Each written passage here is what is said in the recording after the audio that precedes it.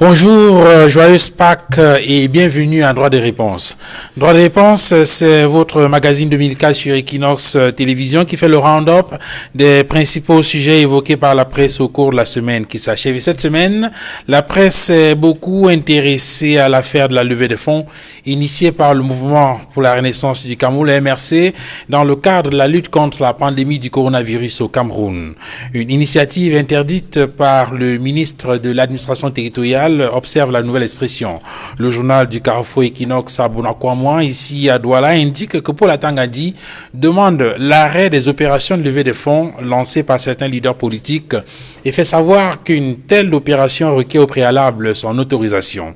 Le quotidien Le Jour note que Atangadi bloque Maurice Kamto. Le journal Daman Mana explique que le MINAT suspend cette initiative privée disant s'appuyer sur la loi du 21 juillet 1983 régissant les appels à la générosité publique au Cameroun. Réaction de Christian Penda Okoka, le président du Management Committee de cette opération dénommée Survie Cameroun Survival Initiative. Les Camerounais sont invités à poursuivre cette campagne de collecte des fonds. Et la nouvelle expression de conclure que Penda Okoka défie Atangadi.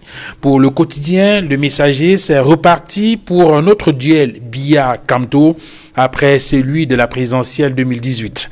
Un duel qui tourne à l'avantage du président national du MRC, Maurice Kamto, dit le journal de la rue des écoles à travers l'opération de levée de fonds, a collecté en moins de 3 jours 336 189 221 francs CFA, alors que le fonds spécial de solidarité nationale lancé par Paul Biya est alimenté à compte-gouttes, si bien, conclut le journal depuis Ndiaoué, qu'on peut dénombrer sur les doigts de la main les contributions qui y parviennent.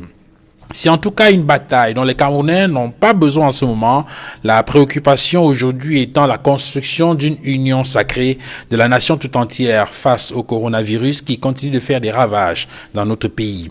Et de toute évidence, cette union sacrée est ce qui fait cruellement défaut au Cameroun en ce moment et le gouvernement Dion-Gouté n'en est pas épargné, soutiennent les analystes qui décryptent la récente lettre du Premier ministre chef du gouvernement aux autres membres de cette institution.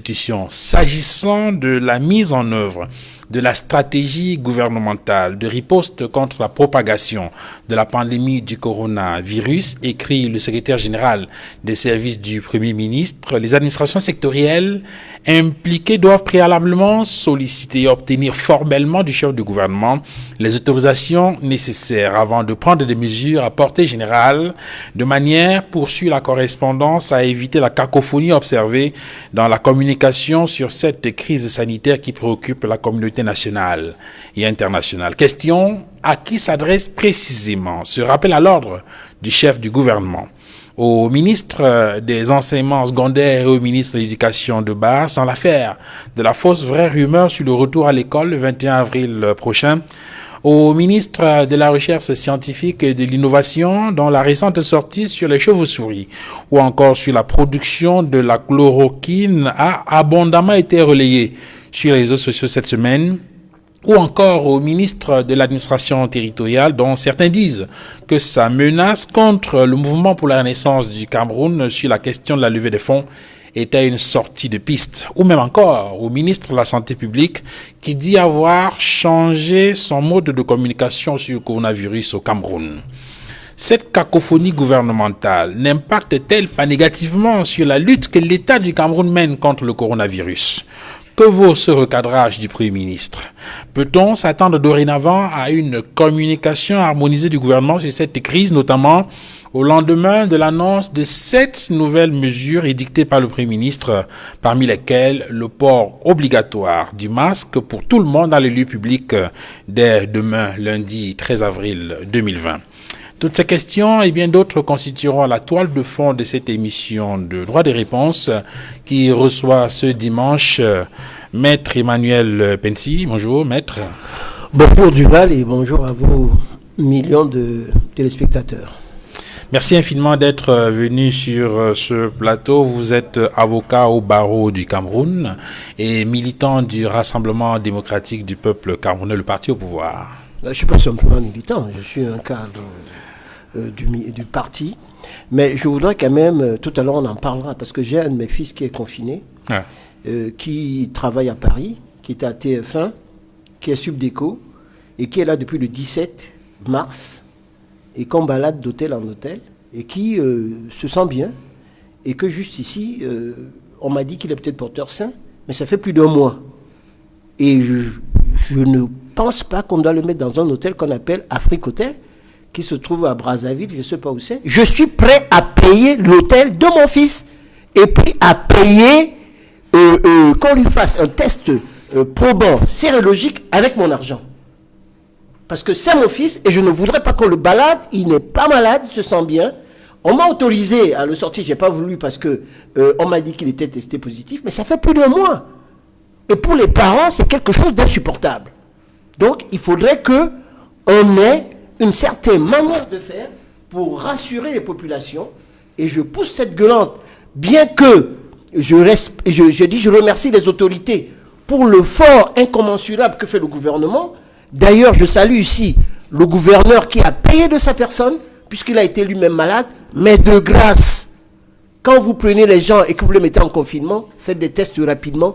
Ne laissez pas comme ça des personnes qui vivent. Mon fils est né en France, il travaille en France, il est subdéco, et je ne voudrais pas que ça se passe comme ça et que ça se passe mal. Donc, je souhaite vraiment qu'on fasse des tests, qu'on rassure les familles, et qu'on sait très bien que les tests sérologiques ne coûtent pas cher, en France notamment, et il faudrait faire des tests probants. Je remercie le docteur Kamé, qui est un grand médecin, et qui s'occupe de cela au niveau de la région du littoral.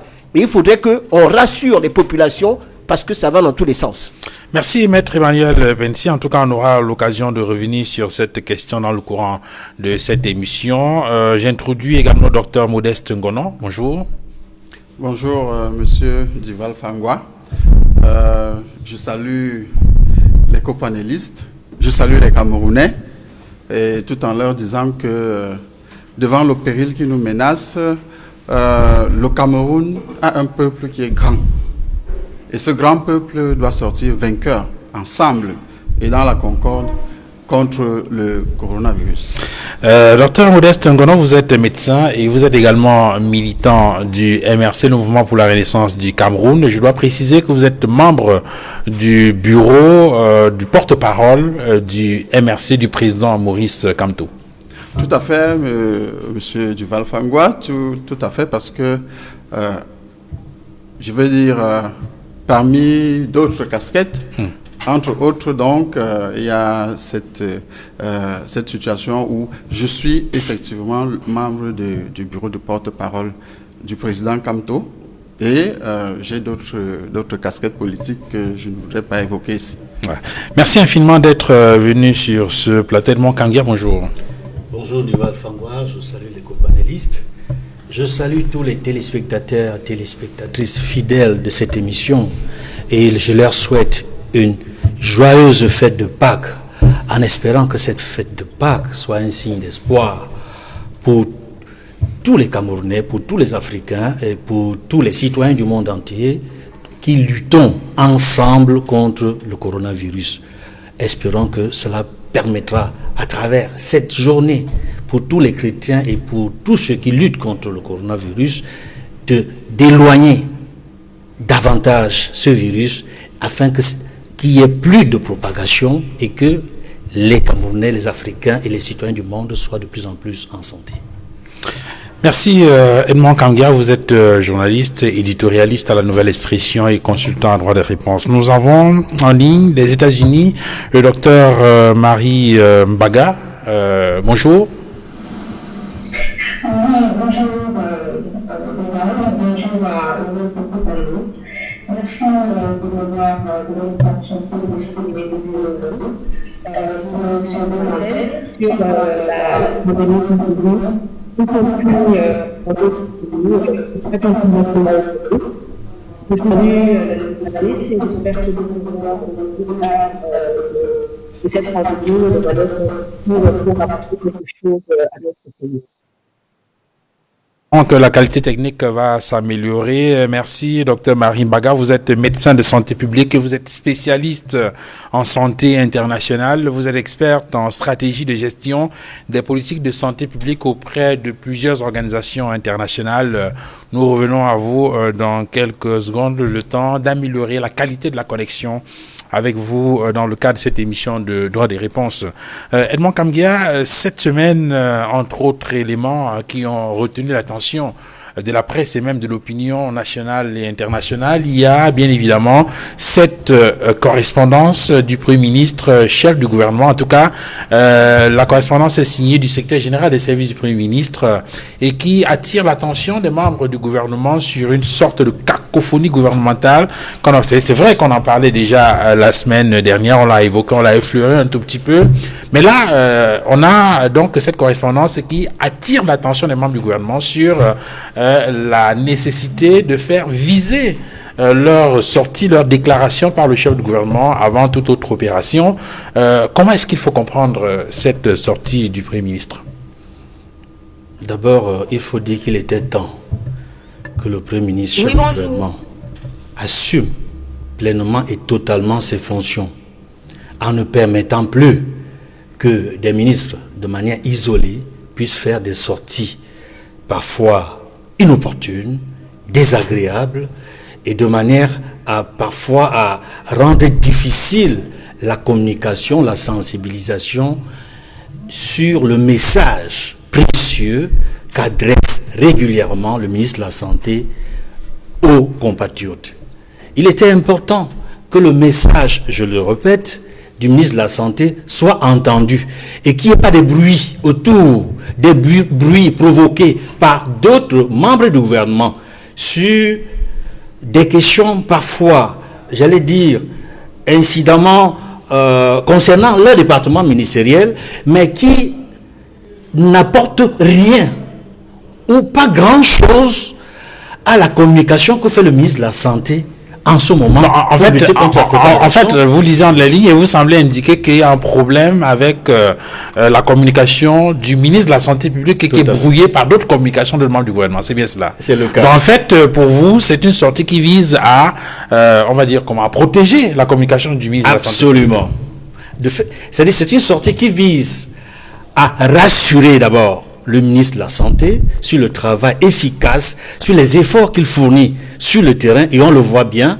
Mais également, c'est une sortie qui vise, et je le disais tantôt, au Premier ministre, chef du gouvernement, de reprendre la main. Parce qu'à un moment donné, on a eu l'impression qu'avec diverses sorties de certains ministres, membres du gouvernement, sur des sujets qui ne sont pas directement liés au combat que mène le ministre de la Santé, ça détonnait, ça donnait l'impression que ça allait dans tous les sens. Et vous le savez très bien, sur ce plateau, nous avons évoqué récemment la cacophonie gouvernementale et la nécessité d'une synergie gouvernementale. Espérons que cette sortie forte du Premier ministre, chef du gouvernement, va nous ramener enfin vers ce qu'on attendait depuis. Et désormais, comme il a demandé qu'il y ait un visa, c'est-à-dire, il faut bien que chaque fois qu'un ministre veut intervenir, sur quelque quitus du Premier ministre chef du gouvernement, que ça n'aille pas dans tous les sens. Alors, la liaison a été rétablie avec le docteur Marie Mbaga. Docteur, bonjour. Oui, bonjour. Vous m'entendez mieux? Je crois que ça va de mieux en mieux, merci.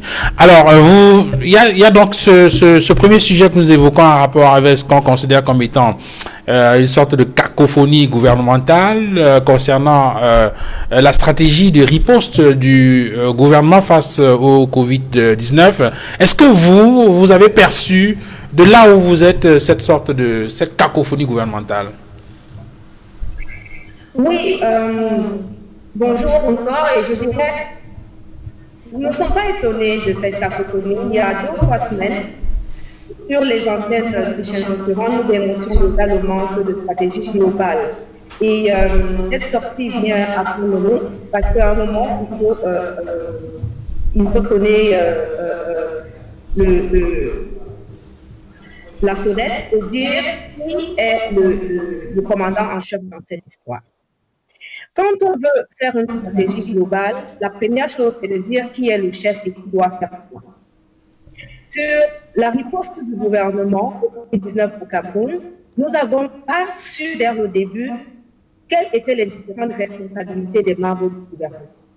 Il s'agit ici d'une crise sanitaire et comme telle, le Premier ministre qui a une stratégie nationale éditée par peut-être le président de la République, donne les ordres et à mon sens, il s'agit d'une question de santé publique. Le ministre de la Santé devrait pouvoir être le chef et tous les autres ministres et directeurs généraux doivent pouvoir faire des efforts pour concourir à l'atteinte des objectifs sanitaires fixés. Pourquoi nous avons un problème aujourd'hui avec ça? Parce qu'initialement, il n'y a pas eu d'objectif sanitaire.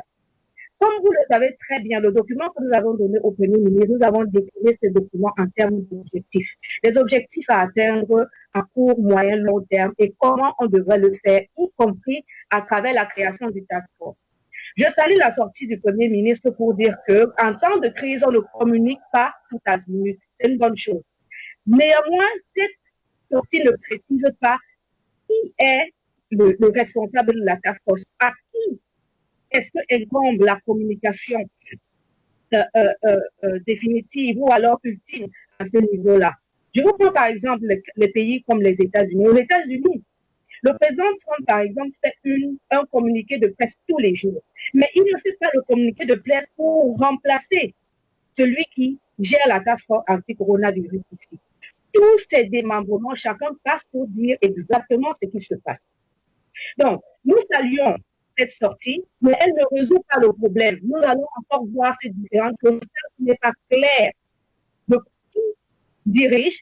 La responsabilité, par exemple, du MINRESI dans cette équipe, quelle est sa responsabilité? La responsabilité du ministre de l'administration territoriale, c'est laquelle? Et ainsi de suite. Et encore, nous insistons sur notre proposition de créer une task force autour du ministre de la Santé pour lui permettre d'atteindre les objectifs d'abord à court terme. Ces objectifs sont quoi? Il faut arrêter absolument la propagation du coronavirus au sein de l'étendue, au sein du Cameroun, dans l'étendue du territoire. Qu'est-ce que nous entendons par stopper? Ils ont déjà commencé par appliquer une des mesures qui est la fermeture des frontières. C'est une bonne chose. Mais aujourd'hui, nous sommes confrontés à autre chose, monsieur, s'il vous plaît. Le Cameroun est passé au stade 2 de l'infection à Covid. Ça veut dire que nous sommes au niveau des infections communautaires. Infection communautaire, ça veut dire qu'entre des personnes, maintenant, de la même communauté, la maladie se transmet. De ce point de vue-là, il est impératif d'harmoniser les stratégies. On ne peut plus se permettre aujourd'hui, justement, comme le Premier ministre l'a souligné, d'avoir le MINRESI qui communique d'un côté, le ministère de l'administration territoriale de l'autre et le ministère de la Santé d'un autre côté. Il faut définitivement savoir qui est le chef de cette équipe. Cette équipe comporte qui? D'ailleurs, c'est l'occasion de demander d'élargir cette équipe et d'introduire dedans les membres de la société civile. On ne peut pas faire une stratégie globale sans les acteurs, ça veut dire la population. Les syndicats, je vous prends un exemple simple. À Yaoundé et à Douala, qu'est-ce que vous pouvez faire comme stratégie si vous n'impliquez pas les mototaximens et les taximens d'abord? Parce que toutes les mesures que vous allez prendre, ce sont ces gens-là qui doivent les implémenter. Je comprends bien que les ministres soient au niveau des ministères en train de faire des stratégies, mais il faut impliquer la société civile, les syndicats, les partis politiques comme ils ont déjà fait pour l'implémentation de cette mesure. Parce que sans cette implication, on verra toujours spectaculairement qu'on voit depuis le début de cette mesure. Donc, pour finir, M. Duval, nous saluons ces recadrages du Premier ministre, mais il ne suffit pas seulement de recadrer. Dans notre pays, on ne veut jamais dire qui est responsable de quoi parce que les gens ont peur de prendre leurs responsabilités et après qu'ils soient évalués sur la base des responsabilités. Mais sur ce que monsieur le Premier ministre, il s'agit d'une crise sanitaire. Donnez-nous les corps constitutifs de cette task force. Qui est le chef et quels sont leurs objectifs à atteindre? Quand on aura ces éléments-là, ce sont les éléments d'évaluation qu'on pourra avoir. Merci d'avoir fait ça. Les communications tout à l'heure, mais il faut aller un peu plus loin, monsieur le ministre, parce que l'heure est grave. Il s'agit de la santé des Camerounais, et là-dessus, il ne faut pas être vigilant. Ok. Alors, Maître Emmanuel Pensy, vous avez écouté Dr Marie Baga qui a établi une sorte de tableau comparatif avec ce qu'on voit sous d'autres cieux et pas d'une task force. Elle salue, certes, les mesures qui sont prises, mais elle estime qu'il faut aller plus loin dans l'harmonisation de la communication gouvernementale par rapport à la lutte contre la propagation du coronavirus. Est-ce que c'est un avis que vous partagez? Non, d'abord, je salue ce médecin que je ne connaissais pas et je partage beaucoup de ses points de vue parce qu'elle parle en tant que personne qui connaît le sujet, on le sent, et effectivement on peut regretter une cacophonie effectivement qui a existé, étant entendu que le Premier ministre est quand même chef, disons, du gouvernement, et c'est lui qui est le coordonnateur de l'action gouvernementale. Et dans le cadre de cette affaire, le ministre de la Santé, qui n'est pas médecin, mais qui est docteur, je ne sais pas docteur en quoi, mais qui maîtrise très bien ce sujet et qui travaille au jour le jour. Je peux vous assurer que ce soit à Yaoundé, que ce soit à Douala, il y a une équipe qui travaille, qui fonctionne, qui se trouve à la région du littoral, qui est avec le docteur Kamé, avec le gouverneur, et puis après l'inspecteur général des services Ndikam, Aboubakar Ndikam. Il y a des gens qui travaillent, docteur Kamé, docteur Ilmandi, ils sont nombreux à pouvoir travailler et à faire ce travail. Et il est dommage, par exemple, qu'à Yaoundé, qu'on n'ait pas un comité interministériel présidé par le Premier ministre chef du gouvernement, avec à ses côtés le ministre de la Santé, le ministre tous les ministres, administration territoriale, justice, etc., qui comptent, pour pouvoir faire en sorte qu'il n'y ait pas de cacophonie dans le cadre de ce qu'on dit. Mais la cacophonie n'existe pas seulement au Cameroun, la cacophonie existe également en France, où on a vu comment ça allait dans tous les sens s'agissant des masques. La cacophonie existe également aux États-Unis. On a vu les décisions à l'emporte-pièce du président Donald Trump qui ont fait en sorte qu'aujourd'hui, les États-Unis se trouvent avec un nombre le plus important des confinés, des malades et des morts. Donc la cacophonie n'est pas tout simplement spécifique au Cameroun. Elle découle du fait que le problème est tellement grave que chacun voudrait bien faire. Mais dans une affaire de ce type qui est une pandémie, il faudrait que ce soit organisé et que ce soit coordonné. C'est ce qu'on doit faire.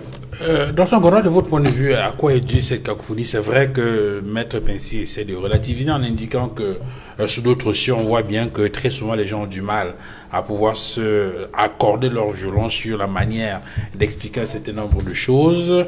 De votre point de vue, c'est lié à quoi cette cacophonie? Il faut quand même rappeler que ce n'est pas la première fois qu'on voit une sortie du Premier ministre qui essaie de recadrer les membres de son gouvernement sur une question précise. Tout d'abord, je voudrais signaler que nous sommes en train de parler là dans un contexte de pandémie et d'épidémie pour ce qui concerne le Cameroun. Et nous sommes devant un péril grave. Je ne sais pas si les Camerounais ont bien compris, j'espère bien.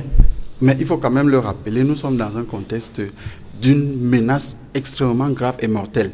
Ça fait que... avant de continuer, je voudrais rappeler à tout le monde que les mesures qui sont prises par les autorités doivent absolument être respectées. Absolument être respectées. Maintenant, je vais parler de cette cacophonie. La cacophonie, pour ce gouvernement, est dans son ADN. En réalité, c'est l'ADN de ce régime, en réalité. Parce que les gens ne rendent pas compte au peuple. Ce n'est pas au peuple qu'ils le rendent compte. Ils savent à qui ils doivent rendre compte. Ils savent à qui ils doivent leur position dans ce régime. Et si on regarde proche de nous, même pour ce qui concerne seulement cette crise sur cette épidémie, nous nous rappelons le ministre des Sports, lorsque l'épidémie était déjà déclarée au Cameroun depuis le 6, qui avait tranquillement assuré les partenaires extérieurs que nous allons organiser la CHAN et que nous sommes prêts à les recevoir. Et le même, quelques jours après, je pense, il revenait sur sa position parce que le ministre, de but en blanc, a sorti 13 mesures qu'on ne voyait pas venir, mais qui étaient contradictoires avec ses allégations. Vous voyez, ça c'est la cacophonie. Nous avons d'autres exemples, toujours proches de nous, le vrai-faux communiqué Finalement, on ne sait pas de quoi il s'agit, si c'est faux, si c'est vrai.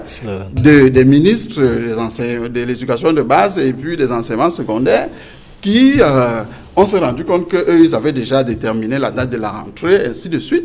Et je pense même que c'est de là que vient la réaction du Premier ministre. Il faut aussi savoir que, d'une façon ou d'une autre, l'intervention cavalière du MINAT, qui était silencieux jusqu'ici, et qui, du jour au lendemain, sort avec toutes griffes dehors et toutes les dents dehors, en nous menaçant, pour dire que les gens ont appelé à la générosité publique, les textes existent, ça fait ceci, assorti de menaces. Si on va même plus loin, est-ce qu'il y a une cacophonie là-dessus? Revenant sur le MINAT, vous savez qu'il y a un précédent que tout le monde connaît, qui ne date pas de longtemps, où il a choisi une grande chaîne internationale pour aller laminer le Premier ministre, son Premier ministre qui venait de prendre la parole sur le même problème qui était le problème de la guerre au Nozo. Donc quand le Premier ministre sort cela, on comprend aisément d'où ça vient. Mais les questions que ça pose, c'est quoi? Quel est le rôle du commandant en chef dans tout ça? À qui, selon lui, nous avons donné la légitimité? Quel est le rôle du commandant en chef? Parce que rappelez-vous que le jour que le Premier ministre sort, le même 9, la ministre Minrezi sort un communiqué où elle dit qu'elle a eu le haut accord, comme toujours, le haut accord du président de la République pour fabriquer les gels hydroalcooliques, pour les fabriquer. On ne comprend pas. Finalement, qui donne les instructions? Elle répond à qui? Elle rend compte à qui? Au président directement. Il est donc où? Si c'est lui qui donne le haut accord. La deuxième question, c'est qu'est-ce qu'il fait concrètement? Qu'est-ce qu'il veut concrètement du Cameroun? Voilà la question la plus importante. Parce que nous sommes en guerre. Edmond Kamgia, lorsqu'on écoute le docteur Gonon, il allait plus loin, hein, parce que tout à l'heure, vous avez essayé de circonscrire en indiquant que cette cacophonie gouvernementale visait essentiellement à protéger la communication du ministre de la Santé publique qui était brouillée par d'autres sons de cloches divers venant de partout. Là, il va plus loin en pointant du doigt un certain nombre d'administrations qui, de son point de vue, ne permettent pas au Premier ministre, chef du gouvernement, de mener cette action de lutte contre la propagation du virus. Il évoque le cas du MINAT dans sa sortie contre le MRC. Il parle du Minrezi. Il a évoqué également le cas du ministre des Sports. C'est vrai, lui, le ministre de l'enseignement secondaire. Je dois quand même préciser que sur la question du ministre de l'enseignement secondaire et du ministre de l'Éducation de base, il y a eu une sorte de démenti. Hein. Oui. Elle a indiqué de façon claire qu'elle n'est pas la personne indiquée pour dire si l'école reprend ou pas, n'ayant pas été la personne qui a donné, qui a pris la décision de... Allez savoir. Voilà. Allez savoir. Paralysme des forces. En fait, c'est ce que ça veut dire, ouais. Oui. Mais sauf qu'il faut peut-être encore continuer à creuser pour voir effectivement l'origine de ce document. Mais là, la question que je pose, Edmond Kamgia, c'est celle de savoir est-ce que il a chuté, hein, le docteur Gonon, en indiquant que cette cacophonie, je lis entre les lignes, hein, que cette cacophonie est due au fait qu'on ne voit pas les chefs. Oui, la conclusion du docteur Gonon parle, elle est puissante, elle est forte. Et on l'a aussi souvent évoqué ici sur ce plateau, lorsqu'il dit que lorsque certains ministres, au lieu de se référer au Premier ministre, chef du gouvernement, se réfèrent directement aux hautes instructions du chef de l'État, cela pose un grave problème. Parce que depuis la sortie magistrale du Premier ministre, chef du gouvernement, annonçant les toutes premières mesures, il disait qu'il est tenait du chef de l'État, du président de la République. Donc c'est lui qui est censé être en relation directe avec le président de la République. Quand d'autres ministres décident de faire des sorties et évoquent de hautes instructions, il faut se poser des questions. Et c'est à juste titre que le Premier ministre, chef du gouvernement, a dit il faut que ça cesse. Est-ce qu'il faut parler dans les origines de cette affaire, y voir la nomenclature du gouvernement? Il y a des ministres d'État, il y a des ministres délégués, des ministres et des secrétaires d'État. On a le sentiment à un moment donné qu'il y a des ministres qui se prennent pour des super ministres qui ont des comptes à rendre directement au président de la République? Je ne le pense pas. Lorsque un gouvernement est formé, d'abord, il y a le Premier ministre, chef du gouvernement, qui est désigné, qui est nommé par le chef de l'État. Ouais. Et ensuite vient la composition du gouvernement. La Constitution dit que le Premier ministre, chef du gouvernement, propose. Et le chef de l'État nomme. Et il propose vraiment? Bien sûr. C'est une question forte. Il ne propose rien. C'est ce que dit la Constitution. C'est ce que dit la Constitution. Mais nous n'avons pas la certitude. Je vous dis qu'il ne propose rien. Maître Pensy, permettez que je développe. Non, mais je vous dis en interne qu'il ne propose rien. Et c'est pour cela qu'il y a ces problèmes. Vous n'êtes pas certain que je ne partage pas votre opinion. Le Premier ministre lui-même, est-ce que lui-même il savait qu'il allait être Premier ministre? Maître Pensy, je ne sais pas pourquoi je voulais quand même rappeler que Maître Pensy qui vous parle est un communicant du RDPC. Je suis officiellement un communicant du RDPC. Voilà, donc... Et je voudrais sans couper Edmond pour lui dire que chaque ministre a des prérogatives qui lui sont propres. Et il me semble que, tout en vous rejoignant, que vous ne pouvez pas toujours demander, lorsque vous voulez faire une action, de demander l'autorisation au Premier ministre de dire quelque chose qui rentre dans les prérogatives qui sont inscrites dans le décret. Ça peut entraîner, en fin de compte, des goulets d'étranglement et un gouvernement qui ne fonctionne pas. Cela dit, sur des sujets comme celui-là, il faudrait que les actions soient coordonnées, parce que les faits sont d'une extrême gravité. Je vous laisse parler par la suite. Mais je voudrais quand même dire ceci. Chaque fois qu'un ministre doit dire quelque chose, il fait quelque chose, il ne va pas demander l'autorisation au Premier ministre, parce que là, c'est souvent, ou à la présidence, c'est le triangle des Bermudes. Vous n'avez pas les réponses. Mais sauf que le Premier ministre semble indiquer ici que dans le cas précis de la lutte contre le coronavirus, il faut harmoniser. Il faut une coordination gouvernementale et il faut que ce soit centralisé et il faudrait que chaque ministre ne dise pas n'importe quoi. Parce que ça pose des problèmes. Alors, un décide aujourd'hui, ça décide autrement demain et ça ne fait pas bien. Je rappelle d'ailleurs que ça existe également en France. Et ça existe également au niveau des scientifiques. Entre ce que dit le docteur Raoul et de l'autre côté ce que disent les autres scientifiques, il y a une guerre en France parce que même les scientifiques ne sont pas d'accord et le président Macron a dû aller à Marseille pour entendre tout le monde et les discours qu'il devait faire. Donc la cacophonie n'existe pas au niveau du gouvernement camerounais, elle existe également entre les scientifiques. Oui, mais dans le domaine scientifique, on ne parle pas de cacophonie. Les scientifiques, je vous dis que c'est la seule. Ils se frottent les méninges. Pas du tout. On a même traité, et il y a un médecin, un professeur qui a traité le professeur, il y a Raoul Decon.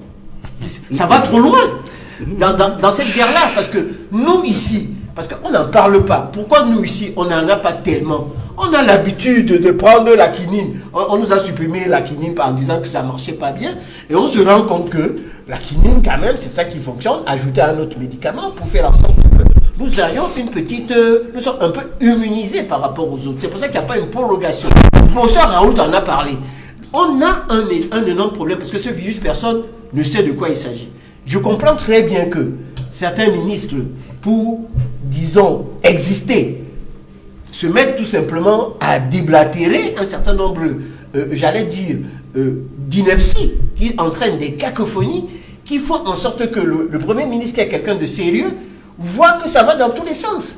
On a pris, et le docteur l'a dit, des décisions qu'il faut respecter, le confinement, etc. Il y a des gens qui ne respectent pas. Hein? Moi, j'ai fait le tour de Douala avec ma voiture. Je suis allé voir tous les quartiers pour savoir si à 18h les gens avaient fermé. Mais vous avez des quartiers où c'était ouvert.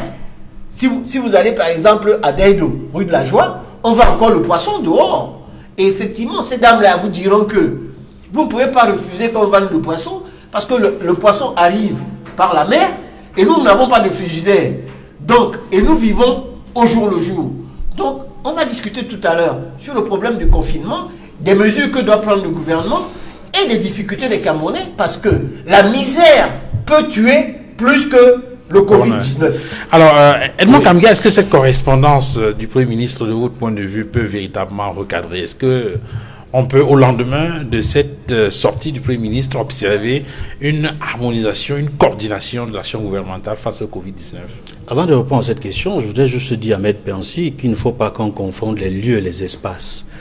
Les débats entre les scientifiques, c'est normal. Les joutes à académique, entre chercheurs, c'est normal. Il y a des cacophonies aussi là. Non, il n'y a pas de cacophonie. Il n'y a pas de cacophonie. C'est normal qu'entre médecins, chercheurs, qu'il y ait des risques, qu'il y ait des joutes houleuses. C'est normal. Mais rentrons au Cameroun. Nous parlons de la cacophonie gouvernementale. Ce n'est pas de la même chose. Vous ne pouvez pas faire l'amalgame. Il n'y a pas de cacophonie chez Trump entre ce qu'a dit son principal. Si vous m'interrompez tout le temps. Non. Si vous m'interrompez tout le temps. Je voulais vous dire que la cacophonie. Vous l'avez déjà dit. Dans tous les gouvernements. En parlant de Donald Trump. Permettez que je. Cameroun.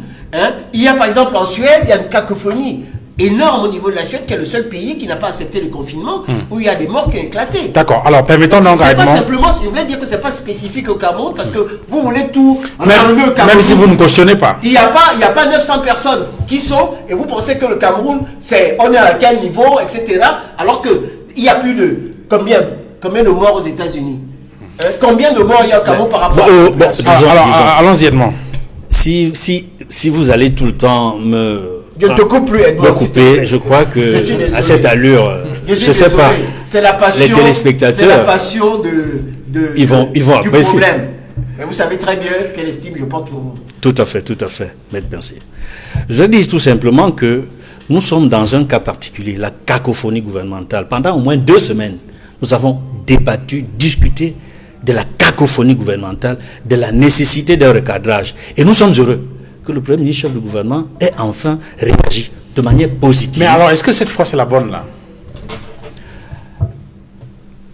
Il ne suffit pas d'annoncer que ce qui se passe doit cesser. Il faut encore être capable de sanctionner.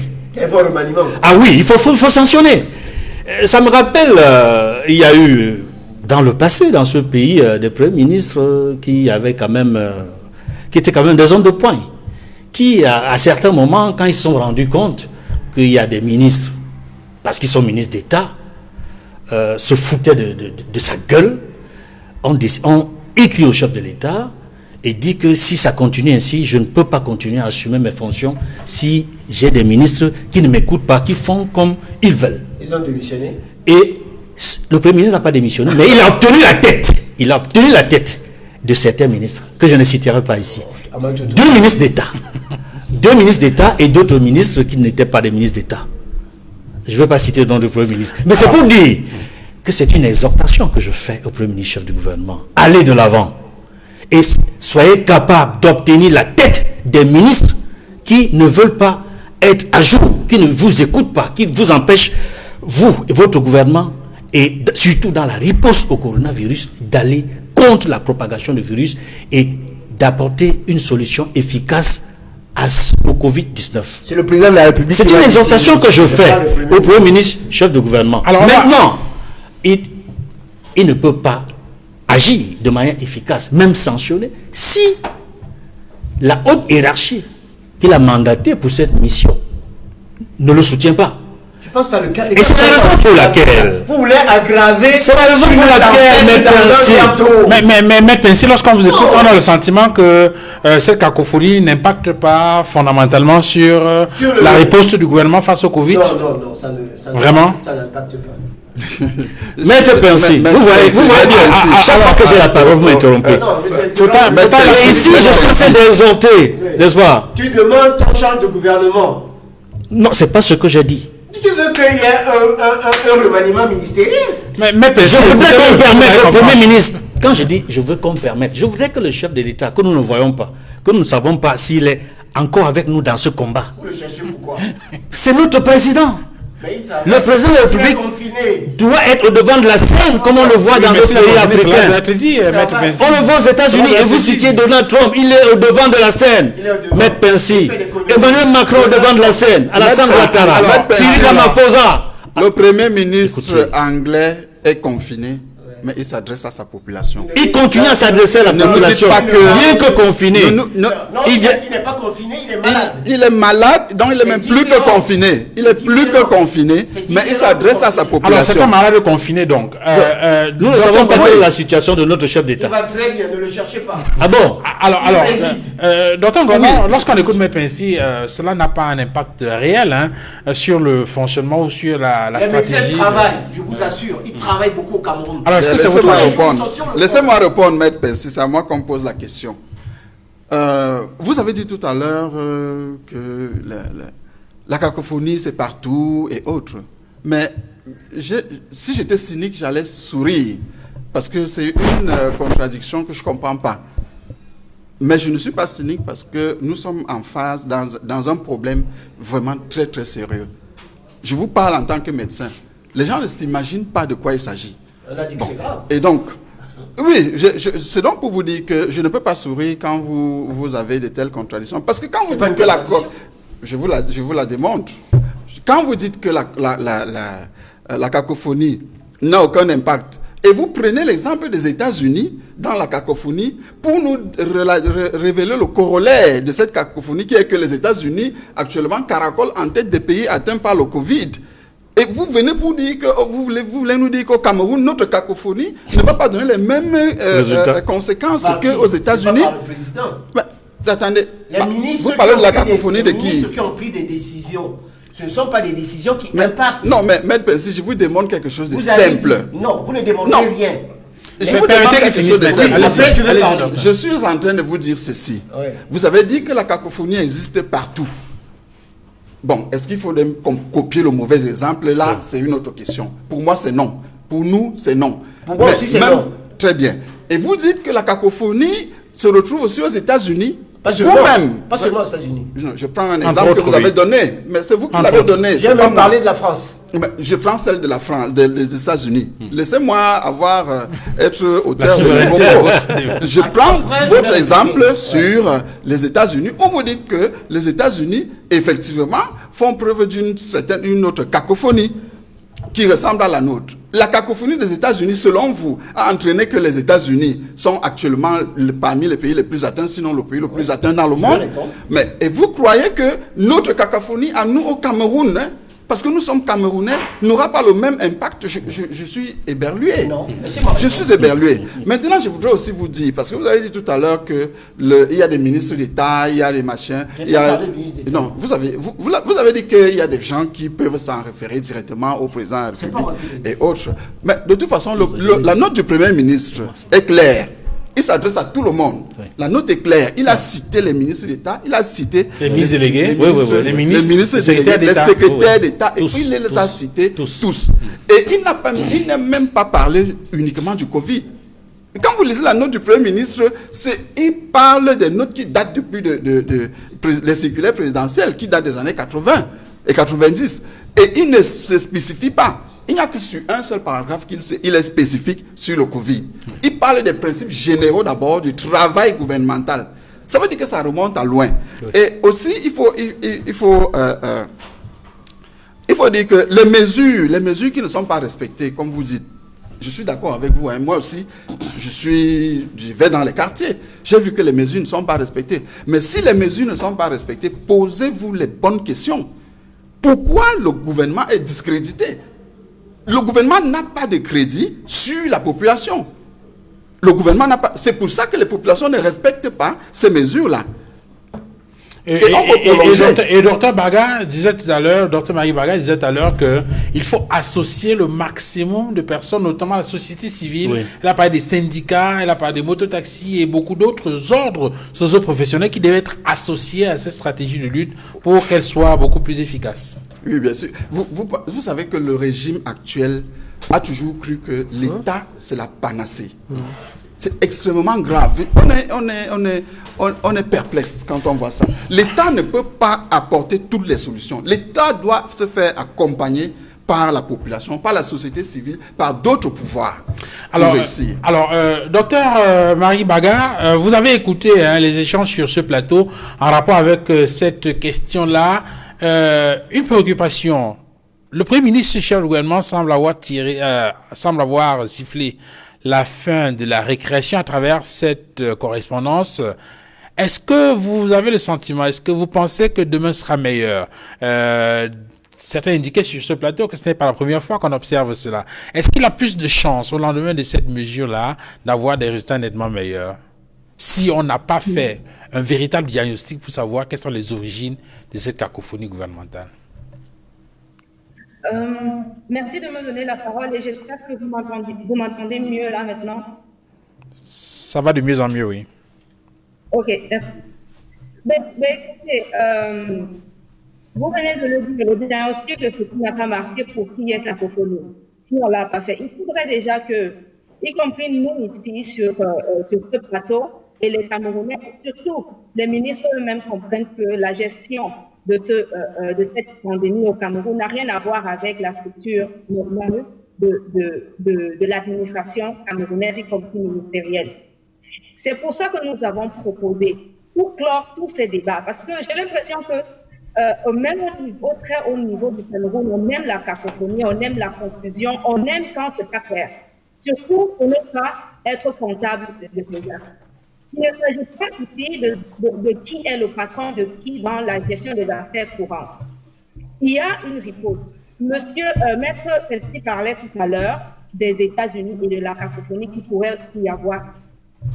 Je veux vous dire déjà qu'aux États-Unis, il y a une task force qui est là pour gérer, constituée de plusieurs professionnels, pour conseiller le président et son exécutif sur toutes les décisions à prendre par rapport au COVID-19.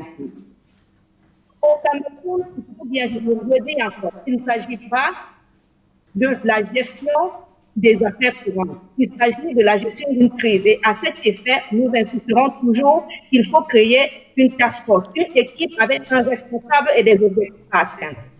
Donc, M. Duval, tant que cela n'est pas clair, les gens vont comprendre des choses, c'est-à-dire, on est en train de gérer une affaire courante, donc mon supérieur hiérarchique, c'est le Premier ministre. Je rends compte au Premier ministre. Mais il ne s'agit nullement pas de ça ici.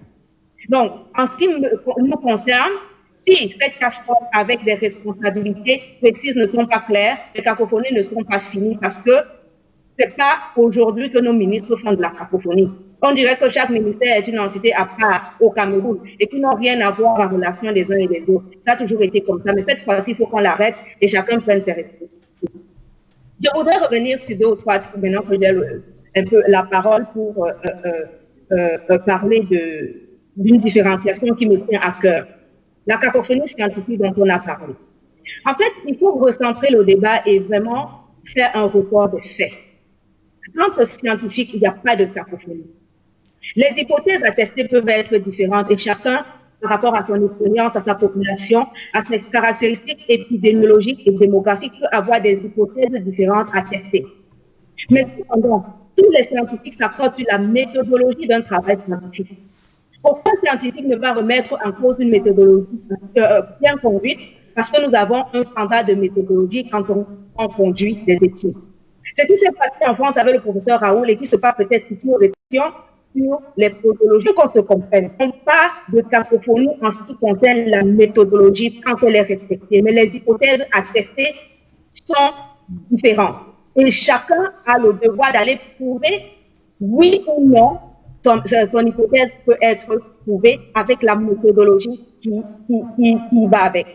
Donc, j'espère que peut-être c'est compris et qu'on ne redira peut-être plus que les scientifiques font de la cacophonie parce que c'est une assertion qui est très fausse. Je dois également revenir sur l'histoire de cacophonie gouvernementale. Je pense qu'on en a assez parlé. Nous avons constaté, et c'est le cas, au Cameroun, je ne sais pas pourquoi on va encore parler de cacophonie, on s'attend. Maintenant, je trouve qu'on doit proposer des choses à notre gouvernement pour avancer. Si nous passons encore les 15 prochaines minutes à parler de ça, on va dire tous la même chose, on va s'accorder sur le fait qu'il y a cacophonie et qu'il faudrait arranger ça. On est d'accord. Mais qu'est-ce que nous pouvons proposer à notre gouvernement pour mieux faire? Dans ce sens-là, nous proposons, comme je l'ai déjà dit, nous proposons au gouvernement de créer une task force. Ils peuvent appeler ça comme ils veulent. Mais cependant, cette task force ne doit pas seulement être gérée par les membres du gouvernement. Il faut impliquer les autres corps constitués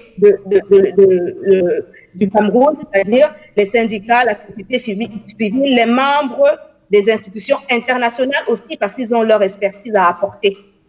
Mais surtout des scientifiques et des médecins cliniciens. Et là, je vais comprendre pourquoi il faut associer des médecins cliniciens et des médecins de santé publique à cette initiative. Les médecins cliniciens, pourquoi? M. Peltier a parlé tout à l'heure de la chloroquine et j'espère bien qu'on va revenir sur cette chloroquine-là parce qu'il y a des choses à dire et des vraies choses à dire sur la chloroquine. Aujourd'hui, nous assistons, il a parlé du professeur Raoul qui a fait ses essais cliniques et il a donné ses résultats il y a 2 jours. qui sont mitigées. Et j'espère qu'on va revenir là-dessus pour expliquer pourquoi c'est mitigé, parce que beaucoup ne comprennent pas. Au Cameroun, aujourd'hui, nous avons 820 cas positifs.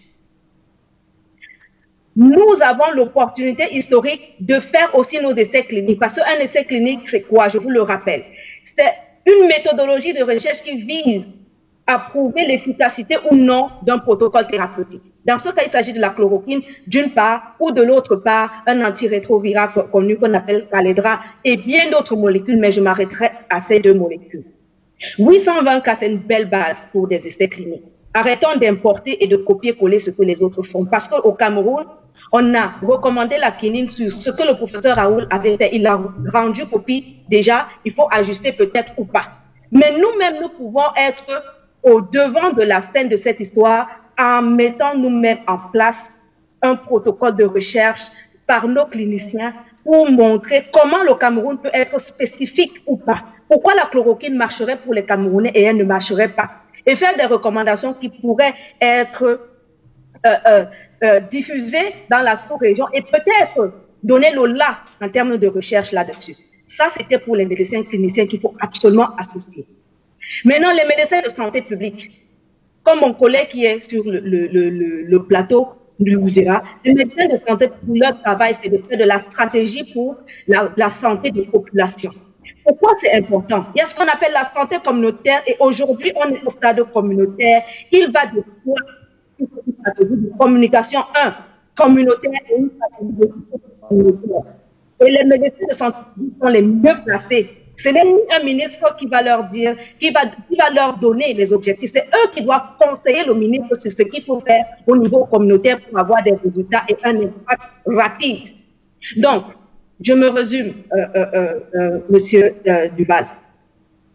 Parce qu'on a constaté les cacophonies, on en a parlé. Il est temps de proposer des solutions pour que notre gouvernement en prenne. Parce qu'il s'agit de ça. La critique, elle est bonne, mais à un moment donné, il faut aider. Et notre rôle aussi, c'est d'aider notre gouvernement. Et dans ce sens-là, il est impératif et nous leur demandons dès demain de convoquer tous ces gens ces corps que j'ai cités et peut-être d'autres pour faire une équipe forte pour riposter au Covid-19. Il s'agit de notre proposition, M. Duval. Merci, Dr Baga. Vous restez avec nous.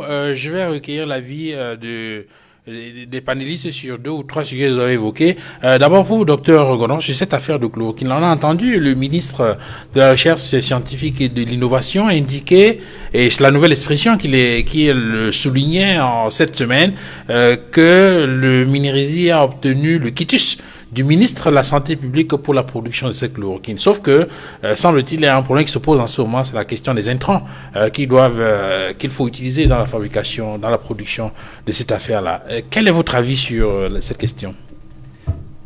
Si, Monsieur Duval, si le Minérisi dit qu'il peut fabriquer la chloroquine, nous n'avons pas de problème avec ça. Okay. Nous devons croire parce que ce sont des scientifiques qui connaissent leur travail. Ils peuvent le fabriquer. Mais cette mesure, puisque vous voulez qu'on en parle, est assez cocasse. C'est-à-dire que le logiciel sur lequel le gouvernement actuellement est en train de surfer est complètement dépassé. Et se base sur des références qui sont tellement dépassées, qui ne sont plus de notre temps. Lorsque vous voulez fabriquer de la chloroquine ou n'importe quoi dans un pays, il y a ce qu'on appelle les firmes. Il y a ce qu'on appelle les firmes en économie qui sont à même de fabriquer, de faire même un changement de direction par rapport aux produits qu'ils fabriquent pour commencer à fabriquer la chloroquine. Il y a des firmes au Cameroun qui fabriquent le paracétamol, beaucoup de médicaments assez simples, qui ont donc les structures pour les fabriquer. Vous croyez que le Minérisi, à travers les institutions dont ils ont parlé, l'IMPM et autres, qu'est-ce qu'ils peuvent fabriquer? Ils n'ont aucun esprit d'entreprise. Ils n'ont pas la capacité de produire en masse. Le personnel, ce sont des fonctionnaires. Ce ne sont pas des ouvriers. Il y a des firmes. C'est incroyable que dans un pays où il y a un tissu économique, on donne au ministère de l'enseignement de fabriquer ce qui fabrique dans un pays, ce sont les entreprises, ce sont les firmes. J'ai même des problèmes à venir parler de ça ici. J'ai des problèmes à venir parler. Vous croyez, et c'est toujours cette notion de l'État-providence, de l'État capable de tout, qui gangrène la gestion au Cameroun. Donc, pour répondre donc à votre question, nous, on n'a pas de problème avec le fait que le ministre Minrezi veuille dise qu'il fabrique des masques et autres, mais nous disons qu'il y a mieux. C'est un ancien logiciel dépassé très longtemps. Peut-être parce qu'on a un président qui a déjà fait 40 ans. Il est resté à son âge de départ.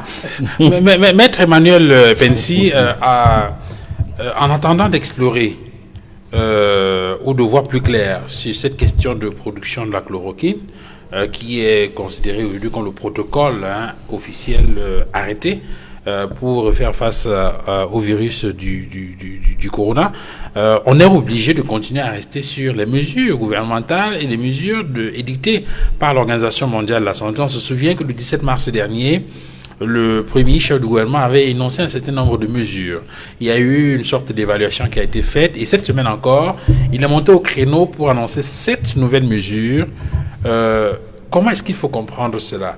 Faut-il voir que ces 7 nouvelles mesures sont la conséquence d'une évaluation réalisée par le gouvernement, ou bien le gouvernement essaie de s'adapter en fonction de l'évolution de cette pandémie, en observant les ravages et les poches, je dis le process que cette pandémie prend dans notre pays? Bon, je dois d'abord saluer ce qu'a dit le docteur Baka qui est aux États-Unis, parce qu'il faut une task force. Et sur la task force, il ne faut pas simplement mettre le membre du gouvernement. C'est quelque chose, ça ne fonctionnera pas. Il faut y associer des scientifiques, des personnalités de la société civile et autres, pour que ça puisse, il y ait des sons de cloche qui soient différents. Il faut savoir que dans ces différentes matières en France, on prend les sociologues, les anthropologues, etc. C'est quelque chose qui est très différent. Il ne faut pas que ce soit simplement réducteur aux membres du gouvernement. Ça va échouer. La deuxième chose dont on a parlé, je vais laisser cette histoire de politique de la camptosphère du docteur avec le président Biya qui cherche. Vous le cherchez pourquoi? Vous dites qu'il n'est pas élu et vous le cherchez. Bon, il faut le laisser là où il est. Ce que je voudrais vous dire, c'est tout simplement, parlons maintenant. Je m'excuse, docteur, d'avoir parlé, qu'elle continue de ce qu'on appelle la cacophonie. En fin de compte, la cacophonie, c'est quoi? C'est des sons de cloche qui sont différents. Ça veut dire que les gens ne sont pas d'accord au niveau scientifique. Est-ce qu'il faut utiliser ceci? Est-ce qu'il faut utiliser cela? Au niveau du public et du peuple. Moi, je ne suis pas en train de parler de la définition stricto sensu. Ça veut dire que il ne faut pas utiliser ceci, ça c'est pas bon. Pour nous, qui sommes vos patients, c'est pour nous une cacophonie, et je m'excuse.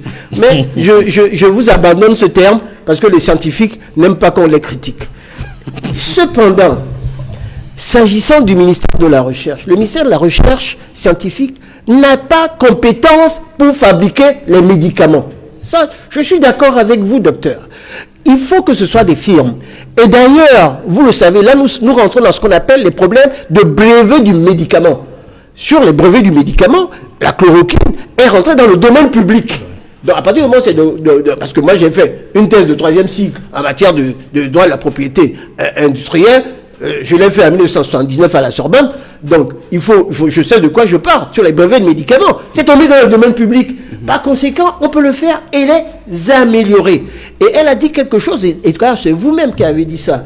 Quelque chose, nous avons des scientifiques qui travaillent. Ouais. Ce que nous faut, c'est faire ce qu'on appelle la recherche appliquée, la recherche développement, la recherche qui travaille avec, vous avez appelé les firmes, avec les entreprises pour le développer. C'est ce que nous ne faisons pas. Parce qu'au ministère, et je le sais parce qu'un des directeurs, c'est un de mes vieux amis, qui est un colonel, médecin, eh bien, vous faites des recherches, mais les recherches sont dans les tiroirs. Les résultats des recherches, nous avons une pharmacopée d'une importance incommensurable sur lesquels nous pouvons fabriquer des médicaments qui fonctionnent. Ce n'est pas seulement la bocamine, qui est une sorte de Viagra, dont raffolait le président Bongo. C'est pas du tout seulement ça. Mais nous avons une pharmacopée très importante. Ici, en Afrique, moi je croyais qu'on a des maladies qu'on guérit avec des plantes médicinales qui sont connues. C'est ça qu'il faut exploiter. Et il ne faudrait pas que ce soit un ministère qui fait rien, qui fait de la recherche avec des chercheurs qui continuent à chercher sans rien trouver et qu'on n'applique pas ça au niveau des entreprises. C'est ce qu'on fait d'ailleurs notamment aux États-Unis et dans d'autres pays. Il faudrait l'associer. C'est pour ça que beaucoup de personnes viennent en Afrique et notamment à Madagascar et d'autres pays avec nos plantes médicinales pour faire en sorte que la recherche soit une recherche appliquée, qui soit une recherche qui va au service du développement et qu'on en fasse, en tout état de cause, une vraie industrie. C'est sur ça qu'il faut aller. Alors, vous avez bien observé que personne ne vous a coupé, Maître Plessis. Alors, et je poursuis en indiquant sur les 7 mesures. C'est cette nouvelle mesure édictée par le Premier ministre du gouvernement. Est-ce qu'il faut y voir... Et c'est quoi cette mesure? Parce que je n'ai pas suivi. Oui, bon, entre autres, il y a la question du port obligatoire du masque dès demain lundi, 13 avril 2020. Est-ce qu'il faut y voir un constat d'échec sur les 13 mesures précédentes ou une sorte de complémentarité pour aller plus loin dans cette... Je crois que les médecins sont là pour dire qu'en tout état de cause, c'est une évolution. Il faut adapter les mesures à la situation. Vraiment, même notre ami du MRC l'a dit tout à l'heure. Moi, vous savez, je suis fils de médecin, fils et frère de médecin, et je respecte beaucoup les médecins. Et à partir de ce moment-là, vous avez une situation qui est une vraie pandémie. Les Camerounais ne prennent pas ça au sérieux. Tout le monde se promène avec des masques.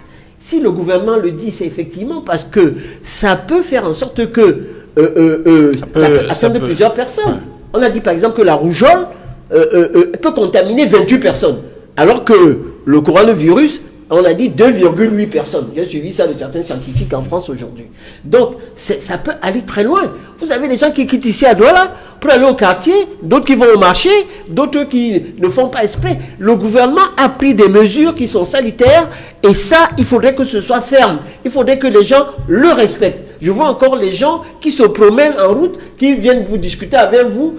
D'ailleurs, tout à l'heure, quand j'ai voulu saluer Edmond Kamgam avec le coude, il m'a dit que le gouvernement a même interdit. Les gens ne doivent même pas se toucher et je m'y suis conformé. Donc, respectons ces mesures parce que ce sont des choses qui sont d'une extrême gravité.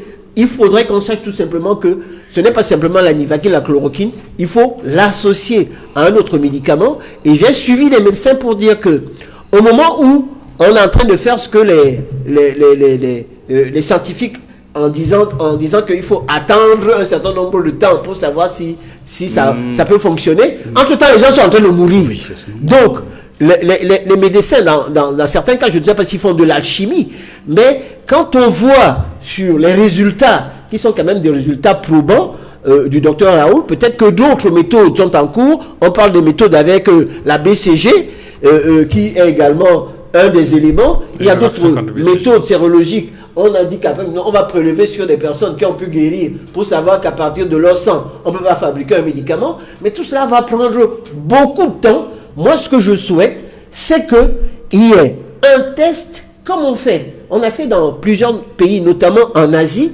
Ben, les gens, vous êtes avec votre voiture, il y a des gens qui sont formés.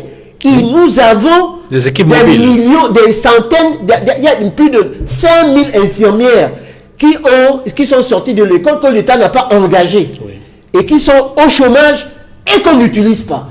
Nous avons à l'extérieur, docteurs et elle, celle qui est aux États-Unis, nous avons peut-être 5 fois plus de médecins que les médecins qui sont au Cameroun. Mais ils ne viennent pas, pourquoi? Parce qu'ils sont mal payés. Parce qu'on donne l'argent simplement aux gens qui sont sortis de l'ENAM. Parce qu'on donne l'argent aux gens qui volent. Et que ceux qui nous soignent, on les martyrise. Il faut qu'avec cette pandémie, on change notre manière de gouverner. Je vais vous dire une seule chose. À quoi ça sert de mettre 2000 milliards sur les stades alors que nous n'avons rien pour soigner les gens qui sont malades? C'est ça, ça m'écoeure. Nous devons changer notre méthodologie, notre manière d'utiliser nos fonds. Il faudrait que cette pandémie puisse être, en fin de compte, en sorte qu'on change notre manière de gouverner. Alors, Edmond Kamga, cette nouvelle mesure édictée par le Premier ministre chef du gouvernement pour faire face à la propagation du coronavirus, en plus des 13 premières mesures qui avaient été prises le 17 mars dernier, est-ce qu'on peut espérer que demain sera meilleur avec ces nouvelles mesures au regard de la manière dont les 13 mesures précédentes ont été implémentées? Comment on fait pour que ces mesures édictées soient effectivement appliquées sur le terrain? D'abord, il faut se féliciter de ce que le Premier ministre, chef du gouvernement, nous a entendus. Parce que la semaine dernière, nous avons débattu de cette question.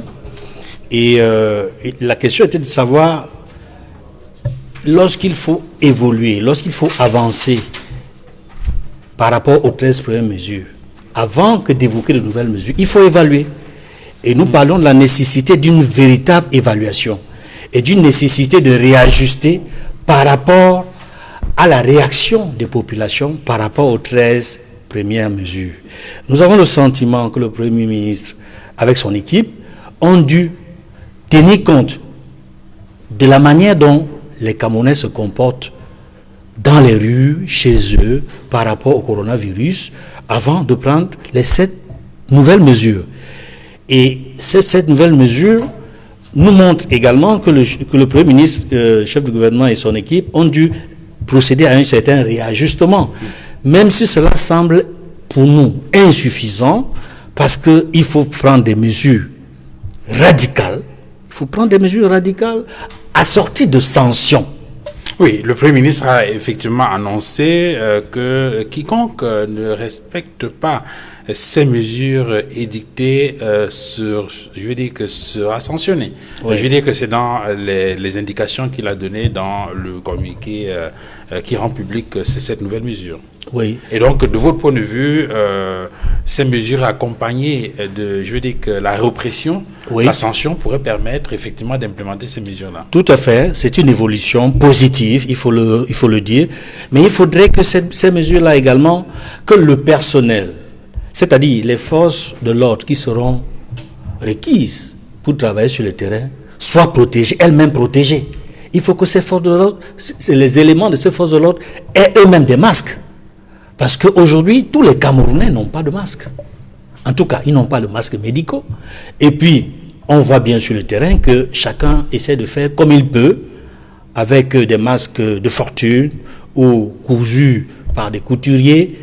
Il faudrait que les médecins nous disent clairement quels sont les degrés ou les chances de ne pas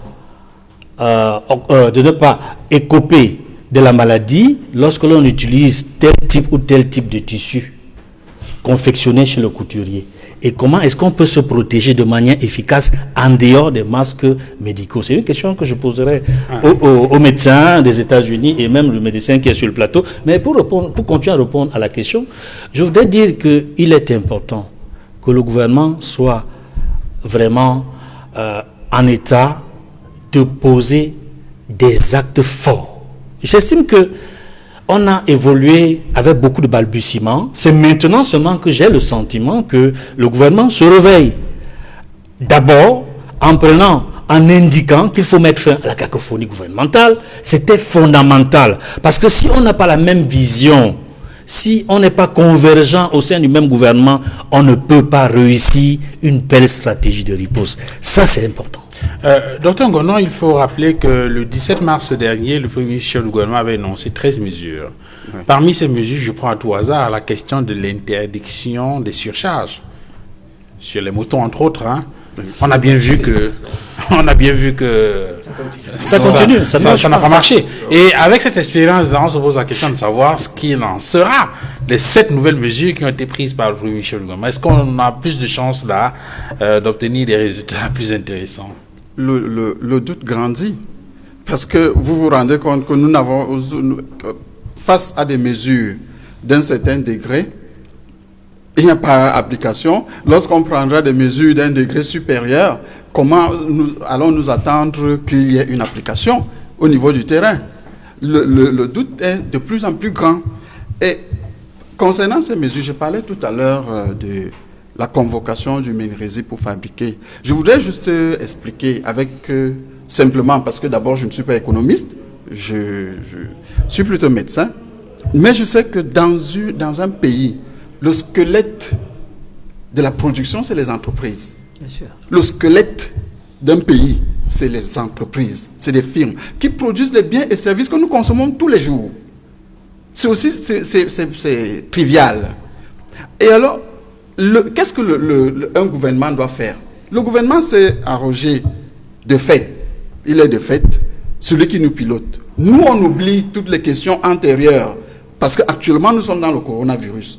Nous ne voulons pas parler de ça, mais nous regardons quelles sont les actions qui sont menées par le gouvernement pour le bien des Camerounais qui sont en péril et qui sont en danger de mort. Ce que le gouvernement devrait faire, il faut qu'il le fasse très vite, c'est d'aller voir des firmes qui ont le potentiel pour fabriquer tout ce dont on a besoin. Les masques, les médicaments. Et ces entreprises-là sont habituées à ce qu'on appelle la norme. Il y a les normes AFNOR, pour répondre à la question de M. Edmond Kambia de tout à l'heure. Il y a des normes qui sont connues. Ce n'est pas caché. Même sur Internet, on peut aller les chercher. Je n'ai pas besoin d'avoir ça dans ma tête. Donc, les entreprises connaissent les normes. Les chercheurs, les scientifiques qui travaillent avec le gouvernement connaissent ces normes-là. Donc, on va voir une entreprise, on dit, bon, allez, on a un problème grave. On n'a pas besoin de faire un dessin pour ça. Maintenant, vous avez la capacité, vous avez des chaînes de production qu'il n'y a pas au Minérezi, une fois de plus. Vous avez des chaînes de production pour faire plutôt les laits de toilette ou bien, je ne sais pas, l'eau de Javel, ainsi de suite. Vous nous transformez ces chaînes de production pour nous fournir 10 millions, 20 millions, 40 millions, selon les estimations, de litres de solutions hydroalcooliques. L'entreprise nous dit, bon, moi, pour faire ça, j'ai besoin de telle chose. D'accord, on va vous faciliter la douane. On va vous faciliter, vous n'allez pas payer la douane pour tel produit, vous allez machin, et on peut même vous donner de l'argent. Et là, parce que l'entreprise a ce qu'on appelle un avantage comparatif par rapport à la gestion du Moyen-Âge, où même si le Moyen-Âge n'était pas comme ça, où on pense qu'on va demander au ministère, ils sont des magiciens. Le Minérezi ne sont pas des magiciens. Il faut des gens qui le font chaque jour. Ils sont des chercheurs, ils ne connaissent rien dans ce qui concerne la production industrielle. Rien du tout, hein. Rien du tout. Ce sont des chercheurs. Ils ont des talents ailleurs, mais pas là-bas. Et on leur demande de fabriquer la chloroquine pour donner aux Camerounais. Maintenant, voilà ce qui se passe. Ça devient donc un contrat gagnant-gagnant. L'entreprise gagne parce qu'il faut encourager l'entreprise. Oui. C'est un effort supplémentaire qu'ils font. Et le gouvernement gagne parce qu'il dépense moins d'argent. Moins d'argent parce qu'il y a l'avantage comparatif. La deuxième chose, c'est quoi? La deuxième chose par rapport à ces mesures dont vous parlez, c'est les mesures d'accompagnement. Et là, je fais un clin d'œil sur la déclaration du président Kamto. Les mesures d'accompagnement dont il a parlé depuis. Dans tous les pays, il y a des mesures d'accompagnement. Au Cameroun, vous voulez que les gens appliquent ce que vous demandez sans mesures d'accompagnement des individus et des ménages, sans mesures d'accompagnement des établissements, des firmes, encore une fois, des entreprises qui nous produisent des biens et services pour que le pays continue à tourner. Mais dans la même mesure, on dit qu'il faut il faut faire en sorte que l'économie continue à tourner. L'économie va tourner alors que les gens sont à la maison et que vous n'apportez pas de mesures. Vous connaissez combien, vous savez bien que le chômage a bondi. Dès qu'on a parlé de confinement, le chômage, je dis au Cameroun, je ne parle pas d'ailleurs, le chômage a bondi. Parce que les gens n'ont plus de rentrée, ils renvoient les travailleurs à la maison. Chômage technique, oui. Alors, s'il n'y a pas de mesures d'accompagnement, on nous met un maigre milliard dans le fond, et on nous dit que c'est des mesures d'accompagnement qui correspondent à 40 francs par Camerounais, c'est la blague. Donc, il faut ça. Il faut d'abord savoir à qui s'adresser. Il faut savoir comment accompagner au niveau des individus, des ménages et des entreprises, les populations camerounaises. Et en ce moment-là, on peut s'attendre. Donc ça fait que nous, on craint beaucoup. Et comment vous ne voulez pas donc, devant ce type de constat? Bon, laissez-moi vous rappeler. Douala a peut-être 3 millions, disons 3 millions d'habitants. Un peu plus d'ailleurs. Un peu plus. Si on dit 4 millions, une épidémie, je parle sous le contrôle du médecin épidémiologue de santé publique, une épidémie qui a des caractéristiques comme cette épidémie de coronavirus commence à faiblir et il n'y a plus de transmission importante lorsqu'à peu près 60% de la population est infectée. Parce qu'il y a une certaine immunité. L'Omicron n'arrive plus à se propager parce que les gens 60% sont déjà, on va dire, immunisés. Mais malheureusement, il y a une létalité importante qui peut être faible en pourcentage, 3%, 4% parfois. Mais quand on regarde à l'échelle de la médecine de santé publique, comme elle disait tout à l'heure, ça fait froid dans le dos. Ça fait froid dans le dos. Et ça fait que si on prend dans les 4 millions et qu'on prend rien que 50% des 4 millions, ça fait 2 millions de personnes qui vont être infectées. Si le taux de létalité sur les 2 millions, parce que les dieux nous aiment ou je ne sais pas, mettons même 1%. 1% de 2 millions. 1% de 2 millions, ça fait 20 000 personnes. Et si les 20 000 personnes sont infectées dans l'espace de 3 mois, je suis en train de parler de Douala. Imaginez-vous maintenant que 20 000 personnes décèdent et que 15%, c'est-à-dire que 15 fois plus doivent être hospitalisés. Parce que si on considère le pourcentage de personnes qui a besoin d'une hospitalisation pour cette maladie, c'est autour de 15%. Et que 15%, multiplié donc 20 000 par 15 pour voir le nombre de personnes qui auront besoin de soins médicaux. Et vous croyez qu'on peut être en train de blaguer? C'est pour ça que Kamto a dit que le peuple se prend en main. Parce qu'on ne voit rien en face. 1 milliard, c'est quoi? Le Mali vient de dire 10 milliards, 100 milliards. Récemment, je crois que c'était hier. Le petit, bon, je ne peux pas dire le petit, je vais dire le petit. Si je le dis, c'est en termes économiques. Alors, supposé en plus. Supposé finalement. Parce que nous avons géré les biens et services camerounais, c'est-à-dire la production camerounaise, avec un esprit de prédation incroyable. Parce que les gens au Cameroun prennent le Cameroun pour une forêt inépuisable. C'est pour ça que dès qu'il y avait, je termine par là, c'est pour ça que dès qu'il y a n'importe quoi, les gens volent tout et partent flamber. Maintenant qu'il y a un vrai problème, on n'a plus d'argent pour donner. Nous disons le Cameroun n'est pas une forêt inépuisable, le Cameroun est une ferme. Dans une ferme, c'est nous qui produisons à la mesure de nos efforts ce que nous allons manger. Et quand nous produisons beaucoup, nous mangeons aussi beaucoup. Voilà l'esprit MRC. Alors, Maître Pensy, juste en quelques secondes pour obtenir votre avis sur les conséquences économiques et financières qui s'avèrent importantes dans cette propagation du virus. On en parlait en off. Oui. Avant de revenir au docteur Baga. Je voudrais toujours dire une seule chose pour dire, s'agissant des sanctions. S'il y a une sanction, il faut qu'elle soit assortie d'une loi. Vous ne pouvez pas prendre une sanction s'il n'y a pas... il y a d'ailleurs une formule latine. Nous l'appelons sine lege. Donc, il faut qu'il y ait une loi qui soit sortie. C'est pour ça qu'en France, on a sorti des textes qui ont été votés par loi sur des amendes avec des multiplications. Donc, il ne faut pas que... On a déjà vu des contraventions de 6 000 francs là, pour les gens... Oui, non, mais il faudrait que ce soit beaucoup plus fort. Ouais. La deuxième chose que je voulais dire, s'agissant de la production des médicaments par rapport au film, je suis tout à fait d'accord. Mais je dois lui rappeler qu'il y a un de mes amis qui s'appelle Tawamba Célestin, qui est d'ailleurs le président du JICAM, qui avait monté une usine ici pour fabriquer les médicaments. À Ronne-Poulin. À côté de Ronne-Poulin. Cette usine a fait faillite à cause de la contrebande. Et à cause des impôts qui roulaient toujours autour de lui. Il n'a eu aucune aide médicale.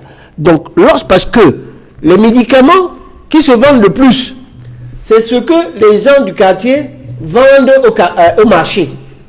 C'est-à-dire, on vend les médicaments au marché qui servent à rien, et ça va à l'encontre des médicaments même qui sont au niveau de la pharmacie.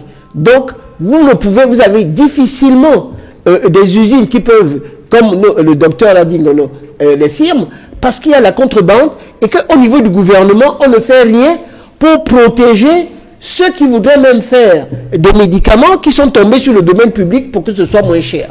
Et c'est ça la véritable problématique. Maintenant, s'agissant des mesures d'accompagnement, les 1 milliard, c'est rien. C'est zéro. Vous dites que c'est 1 milliard. Vous donnez 1 milliard. 1 milliard, c'est quoi? C'est rien du tout. Ça ne peut faire rien. Il a donné le chiffre tout à l'heure. C'est 40 francs. Bon, les 500 millions, les 500 millions trouvés par peut-être Kamto, ça correspond à quoi? C'est 20 francs. Donc, tout ça, ça veut dire que c'est rien. Il faudrait d'ailleurs que nous mettons tout ça dans une même cagnotte pour que ça puisse fonctionner. On en reparlera tout à l'heure. Mais la mesure d'accompagnement, le chiffre réel qui doit être fait pour aider les entreprises, il faudrait des mesures fiscales pour exonérer.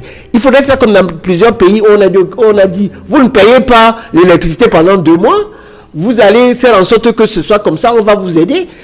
J'ai un restaurant, par exemple, à Bonaprise, je ne vais pas citer le nom, qui a renvoyé 30 personnes, parce qu'on a dit que le restaurant ne doit plus fonctionner. Le chômage et la misère va tuer 100 fois plus que le Covid-19. Ça, je vous le dis. Et si le gouvernement ne prend pas des mesures radicales, là, parce que les gens sont toujours là, on va sanctionner. Vous allez sanctionner les gens avec quel argent? Les gens n'ont pas de quoi manger. L'électricité est coupée. Les gens vivent à 10, dans 15 mètres carrés. Et vous voulez qu'ils soient confinés dans une même maison avec les enfants et qu'ils n'ont pas de quoi aller acheter à nourriture et à boire. Vous refusez que les commerces, que les gens font dans la rue, qu'ils les font nourrir tous les jours alors que les gens sont au chômage. C'est ça le véritable problème pour savoir si ces mesures sont applicables en Afrique avec autant de rigueur. Parce qu'en France, l'hôpital est gratuit.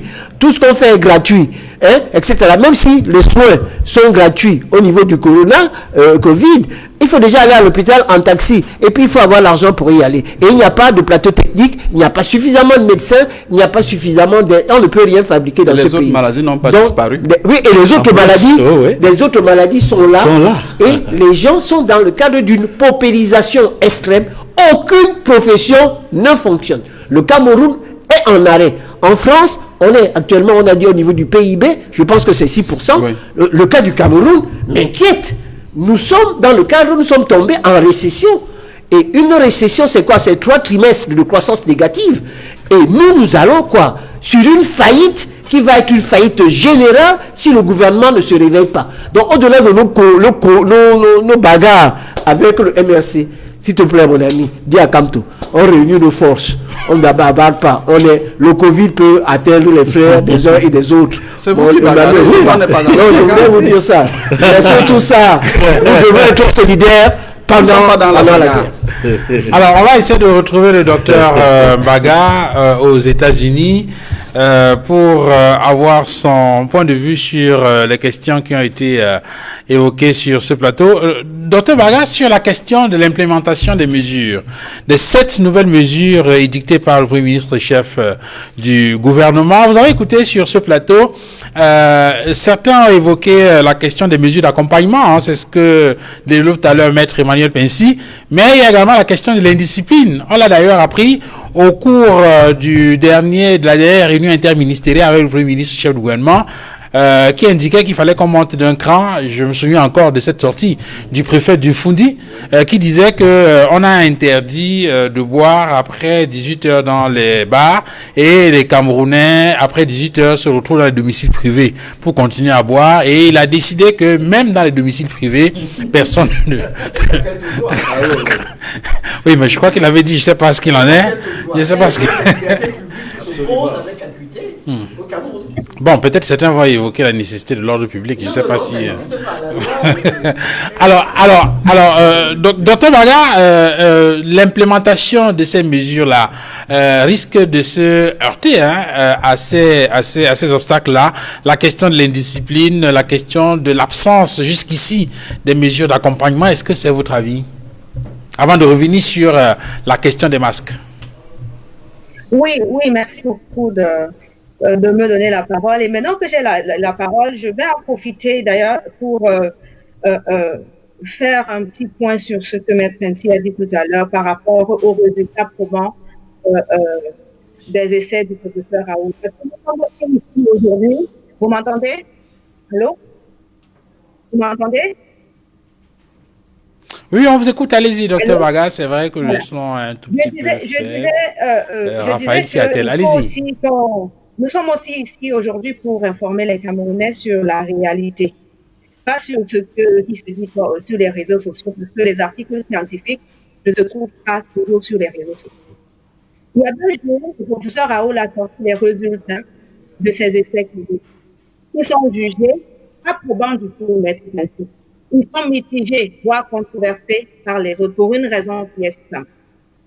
Le professeur Raoult a eu 91% de taux de guérison. Pourquoi 91% de taux de guérison n'est pas suffisant dans ce cas? Parce que 80% de taux de guérison est enregistré sans traitement. Dans un traitement comme celui de la chloroquine et un essai clinique comme celui qui a été fait, il nous faut plus de 95% pour être significatif, d'une part. Et d'autre part, il faut un groupe témoin qui utilise un placebo qui ait des résultats différents ou alors médiocres. Je vous invite à aller sur tous les sites, même sur le site du ministère de la Santé, pour regarder les conclusions de cette étude-là.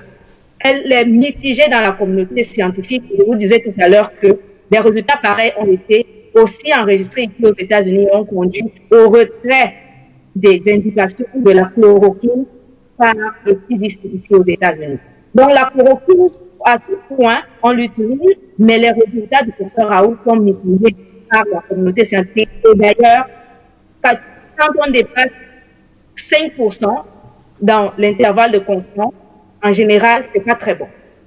Maintenant que j'ai dit ça, je reviens sur l'immunité dont vous parlez tout à l'heure en termes de sérum et je fais un clin d'œil à mon collègue qui est sur le plateau qui a parlé de l'immunité acquise et de la létalité.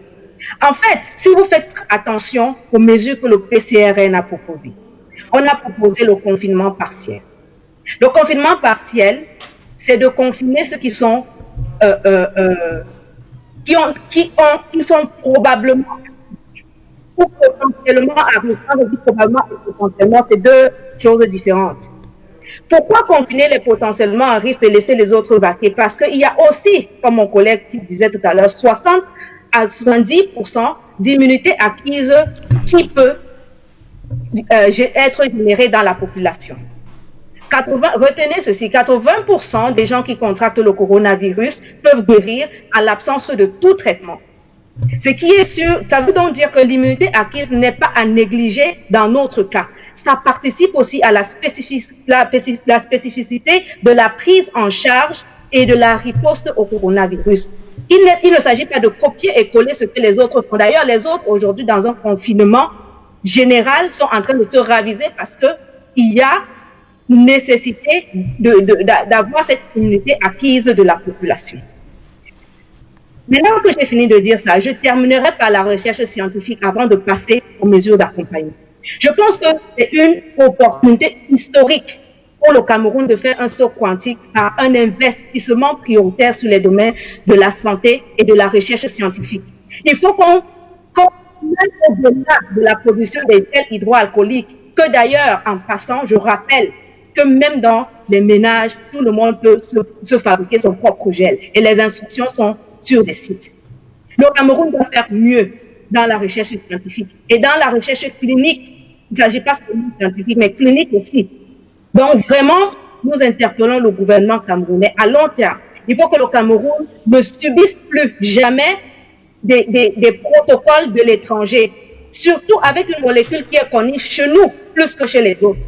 Il faudrait qu'on mette en place des mécanismes qui nous permettent de riposter à ce type d'épidémie dans l'avenir. Et ça, c'est le point essentiel dans la stratégie à long terme que nous proposons au gouvernement. Maintenant, pour venir aux mesures, les 7 mesures, je tiens aussi à rappeler que le PCRN a donné un document et plusieurs de nos mesures ont été retenues parmi les 7.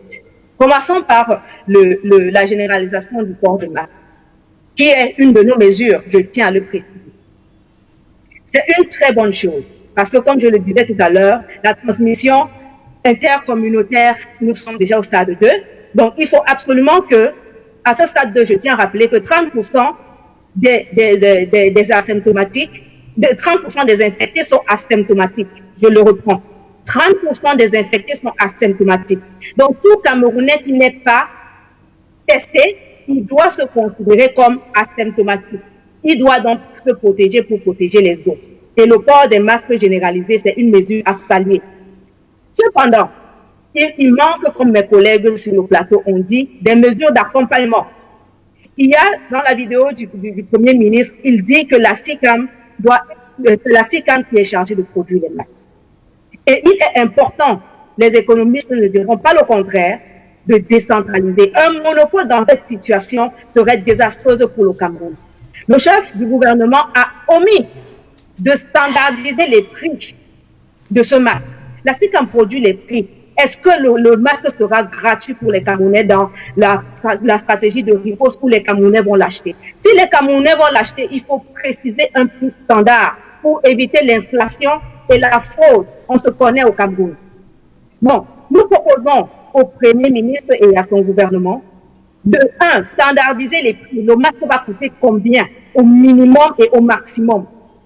Quand on a fini de dire ça, la STICAM à elle seule ne peut pas produire 25 millions de masques. Et encore, il faut plus de masques parce qu'un Camerounais doit avoir en moyenne par jour 3 masques pour pouvoir les changer. Il faudrait qu'il décentralise cette production en donnant accès aux petites et aux moyennes entreprises, la possibilité aussi de produire pour que tout le monde puisse avoir accès aux masques. Et mettre à contribution toutes les délégations régionales de l'administration territoriale dans la distribution de ce masque. Pourquoi c'est important de réguler la distribution de ce masque? On sait comment ça se passe. L'exemple récent du pain du 8 mars où les grossistes ont pris tous les pains et puis ont créé une pénurie artificielle pour faire de l'inflation. On sait comment ça va se passer au Cameroun. Il faut absolument éviter qu'il y ait ce genre de choses avec des masques parce qu'il s'agit d'une question de vie ou de mort. Donc, je reprends. Toutes les délégations régionales de l'administration territoriale doivent avoir un point de décentralisation de gestion des masques, y compris même au niveau communautaire. Et le ministre de la Santé et le ministre de la Communication doivent mettre une stratégie communicationnelle pour permettre aux maires, par exemple, de pouvoir communiquer sur comment se produire un masque, y compris à travers les radios communautaires dans les blagues. Parce que cette histoire, il ne s'agit plus de la blague.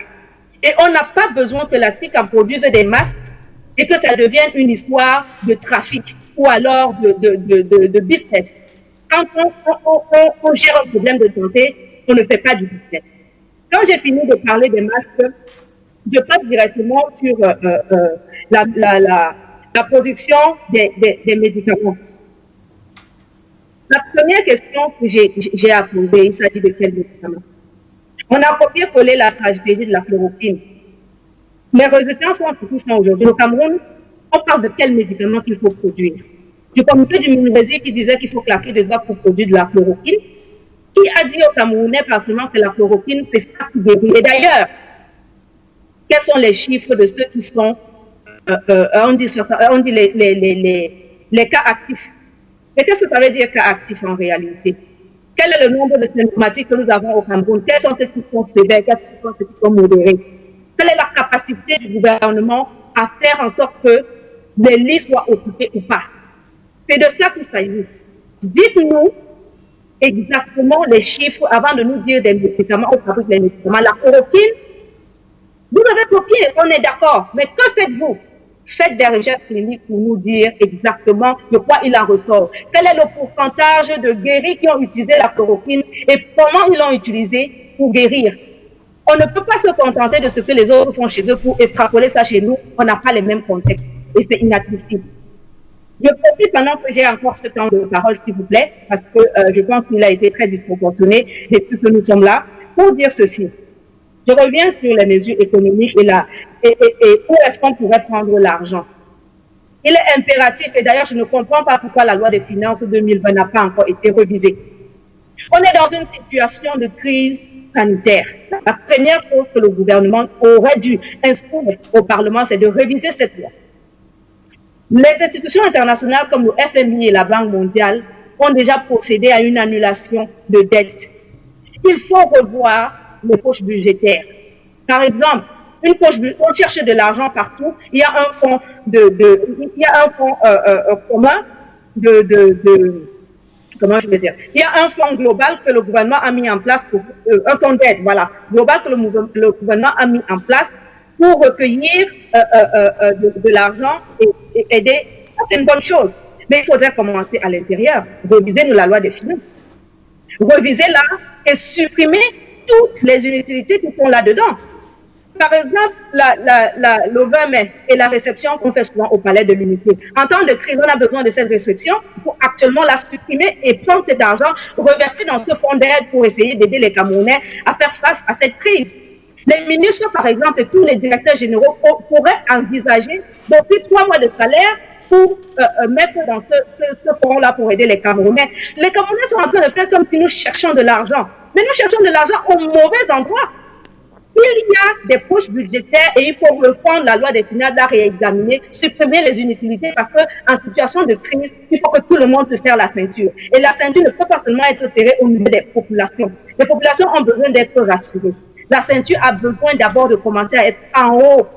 Car les ministres, les directeurs généraux, tout le monde doit mettre son salaire, son énergie à contribution pour gérer cette crise. Donc, monsieur le chef du gouvernement, ne cherchons pas loin.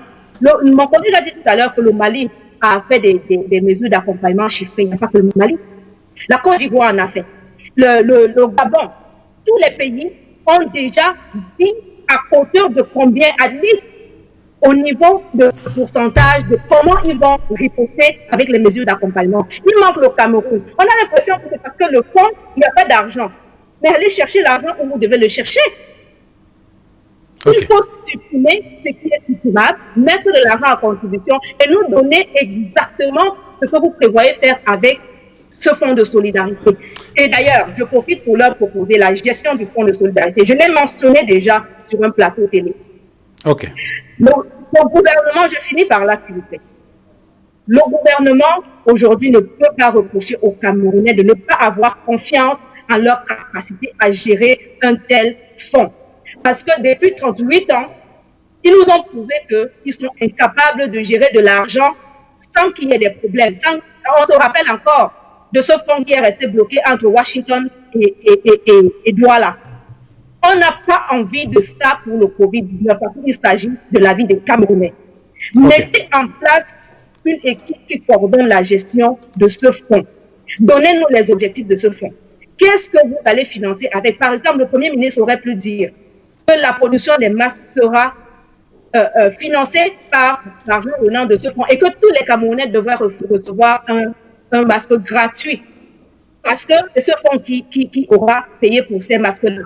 On ne nous dit pas ce que le fonds fait. On demande aux gens de mettre de la solidarité, à certains d'arrêter leur collecte de fonds pour reverser dans ce fonds, sans nous dire exactement ce que cet argent fait. Il faut qu'on arrête, qu'on soit sérieux.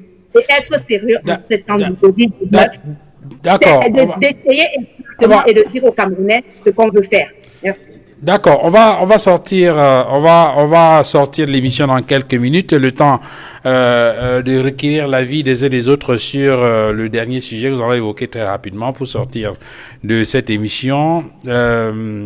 Docteur Gono, l'actualité cette semaine, c'était aussi et surtout cette sortie du ministre Atangandji, s'adressant spécifiquement, je crois, même si cela n'a pas été dit clairement, au MRC qui a lancé une opération de levée de fonds pour faire face au coronavirus. Le ministre de l'administration territoriale a indiqué que c'est une opération qui est illégale, en tout cas que le MRC aurait dû tout d'abord requérir au préalable son autorisation avant de lancer cette opération.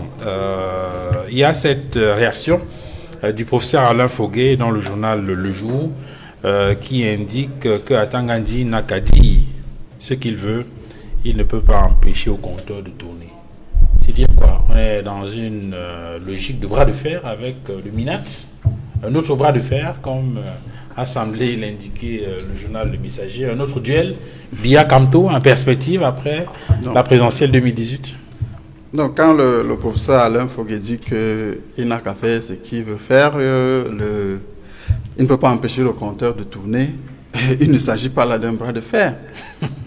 Il s'agit là d'une situation où quelqu'un n'arrive pas à dormir pendant que vous êtes en train d'agir.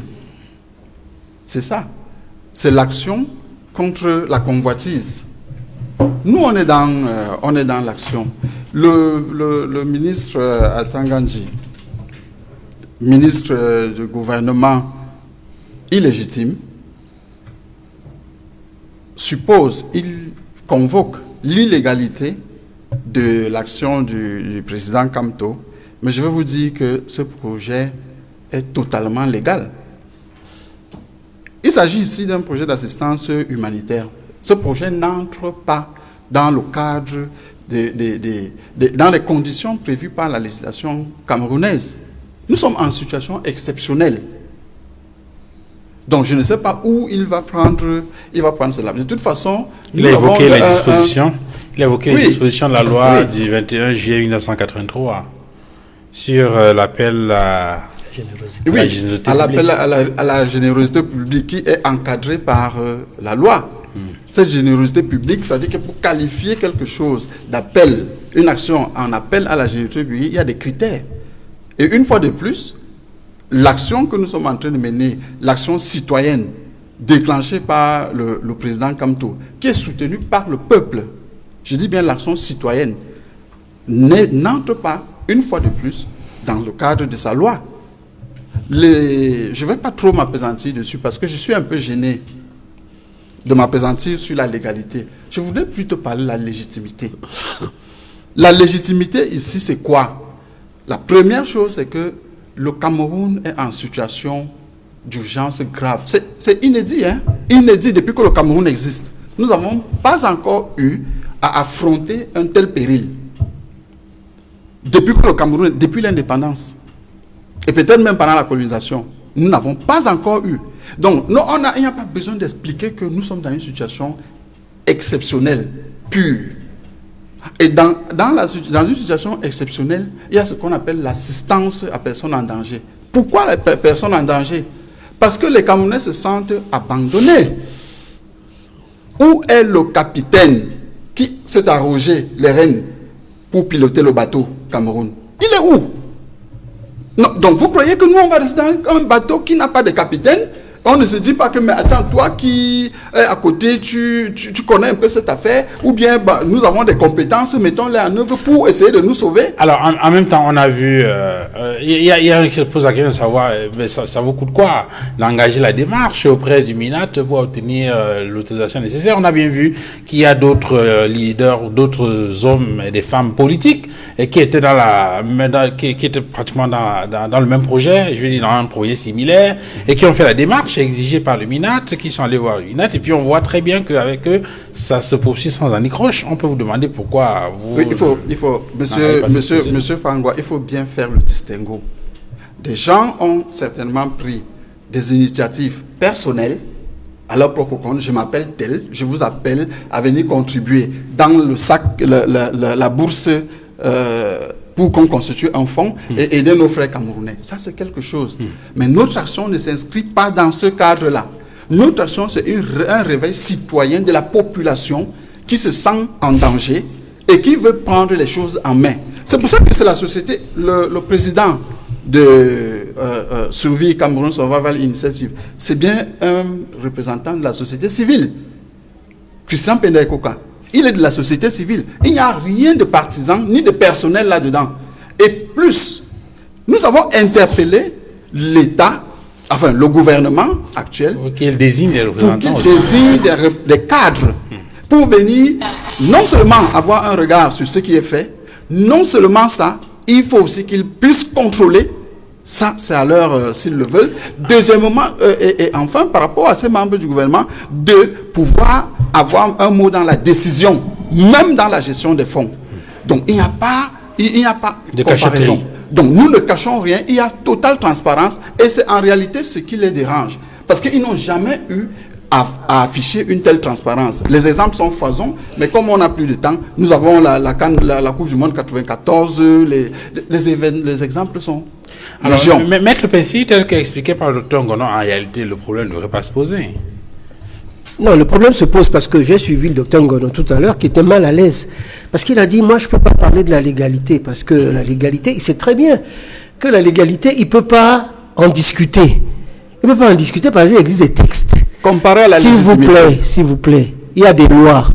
Ok? Moi, j'ai entendu un jeune confrère qui s'appelle Christian Boumo faire des arguties avec des ineptes en disant qu'il y avait état de nécessité. Je rappelle que, et j'ai ici le lexique juridique du droit, l'état de nécessité, c'est cause d'irresponsabilité pénale par justification bénéficiant à la personne qui, face à un danger actuel ou imminent qui menace elle-même, autrui ou un bien, accomplit un acte nécessaire à la sauvegarde de la personne ou du bien, sauf s'il y a disproportion entre les moyens employés et la gravité de la menace. Ce n'est pas du tout le cas. Donc nous ne sommes pas dans le cadre d'un État désigné. Maintenant, la légitimité que vous voulez opposer par rapport à une décision légale, il existe un texte. Et le texte est bien signé, le président élu. Là, il a oublié de mettre un H. Et sur ça, il dit, lui, Kamto, qui fait ce qu'on appelle usurpation de titre de fonction, qui est une disposition pénale. Je vous le rappelle, parce que pour l'instant, on s'amuse. On peut le poursuivre sur cette base-là. Vous pouvez, parce qu'on en a discuté, c'est un appel public à l'épargne des Camerounais pour faire un don. À qui? À un parti politique. Parce que c'est lui, c'est Kamto. C'est Kamto qui, en tant que président élu avec H, demande aux Camerounais de cotiser. Et ces sons-là, il va en faire quoi? Ceux qui, ce n'est pas moi, disent que c'est peut-être pour acheter des armes. C'est peut-être pour s'enrichir. C'est peut-être pour faire je ne sais pas quoi. C'est peut-être pour donner à son parti. Et à ce moment-là, le MINAT, qui est le patron des associations, mais c'est la fin du match. Moi, je ne suis pas comme lui en demandant aux banques de fermer les comptes, parce que c'est une relation personnelle entre les banques et son client. Moi, ce que je ferais, si j'allais saisir le procureur de la République. Et le procureur de la République allait ouvrir une information judiciaire, il va faire une commission rogatoire et saisir les fonds.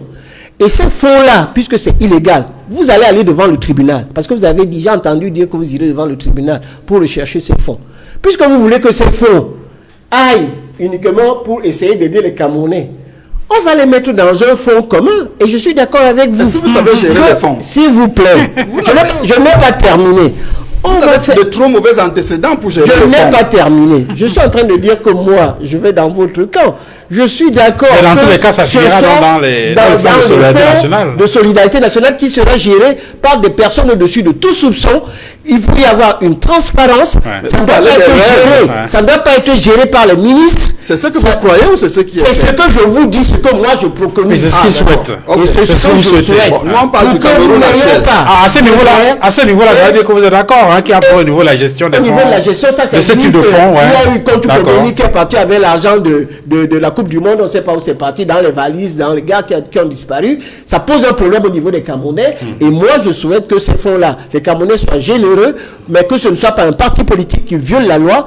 Parce que là, sur ce point-là, c'est pas mon ami Pena Ekoka que je connais depuis les années 70.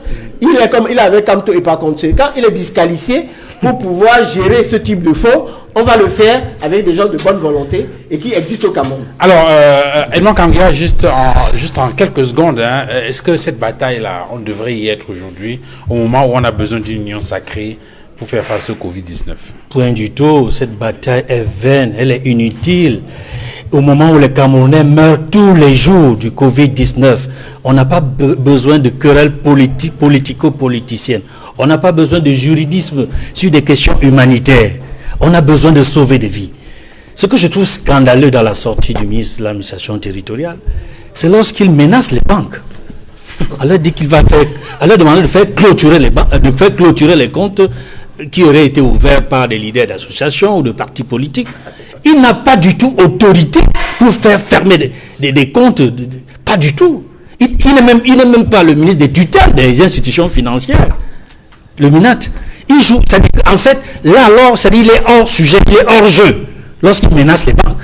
C'est une affaire, comme l'a dit M. Pensi tout à l'heure, entre le client et sa banque. Il n'a rien à foutre avec la banque. Okay. Donc, ce que je dis, parce que la vie est un droit sacré, c'est un droit inaliénable. Nous devons tout faire pour que toute initiative publique et privée aille ensemble pour sauver les Camerounais. Absolument. Sortons du juridisme, sortons des batailles politiciennes. Ce qui compte, c'est de sauver les Camerounais. Après la sortie du MINAT, les contributions ont flambé dans le fonds suivi Cameroun Survival. Vous êtes à combien maintenant, Dr Ngono? Nous sommes déjà à près de 600 000 euros. Peut-être que je suis même en dessous. En tout cas, on va s'arrêter là pour ce dimanche. Infiniment merci, Dr Modeste Ngono, d'être venu sur ce plateau. Je rappelle que vous êtes médecin et vous êtes militant vous êtes membre du bureau du porte-parole de Maurice Kamto. Oui, et militant du MRC. Voilà, c'est bien de le préciser. À toutes les structures du MRC. Voilà.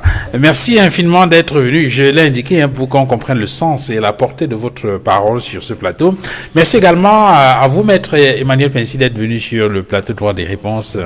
Vous êtes avocat au barreau du Cameroun, j'ai bien précisé, depuis une quarantaine d'années, et cadre du RDPC, le parti au pouvoir. Et avocat du barreau de Paris. Oui, ça aussi, j'ai oublié de le signaler. Edmond Kamgia, c'est très important. Ouais. Merci Edmond Kamgia d'être venu sur ce plateau. Toujours avec plaisir. Vous êtes journaliste éditorialiste à la Nouvelle Expression et consultant sur la réponse. Merci également au docteur Marie Baga qui était avec nous des États-Unis. Infiniment merci docteur d'avoir été avec nous.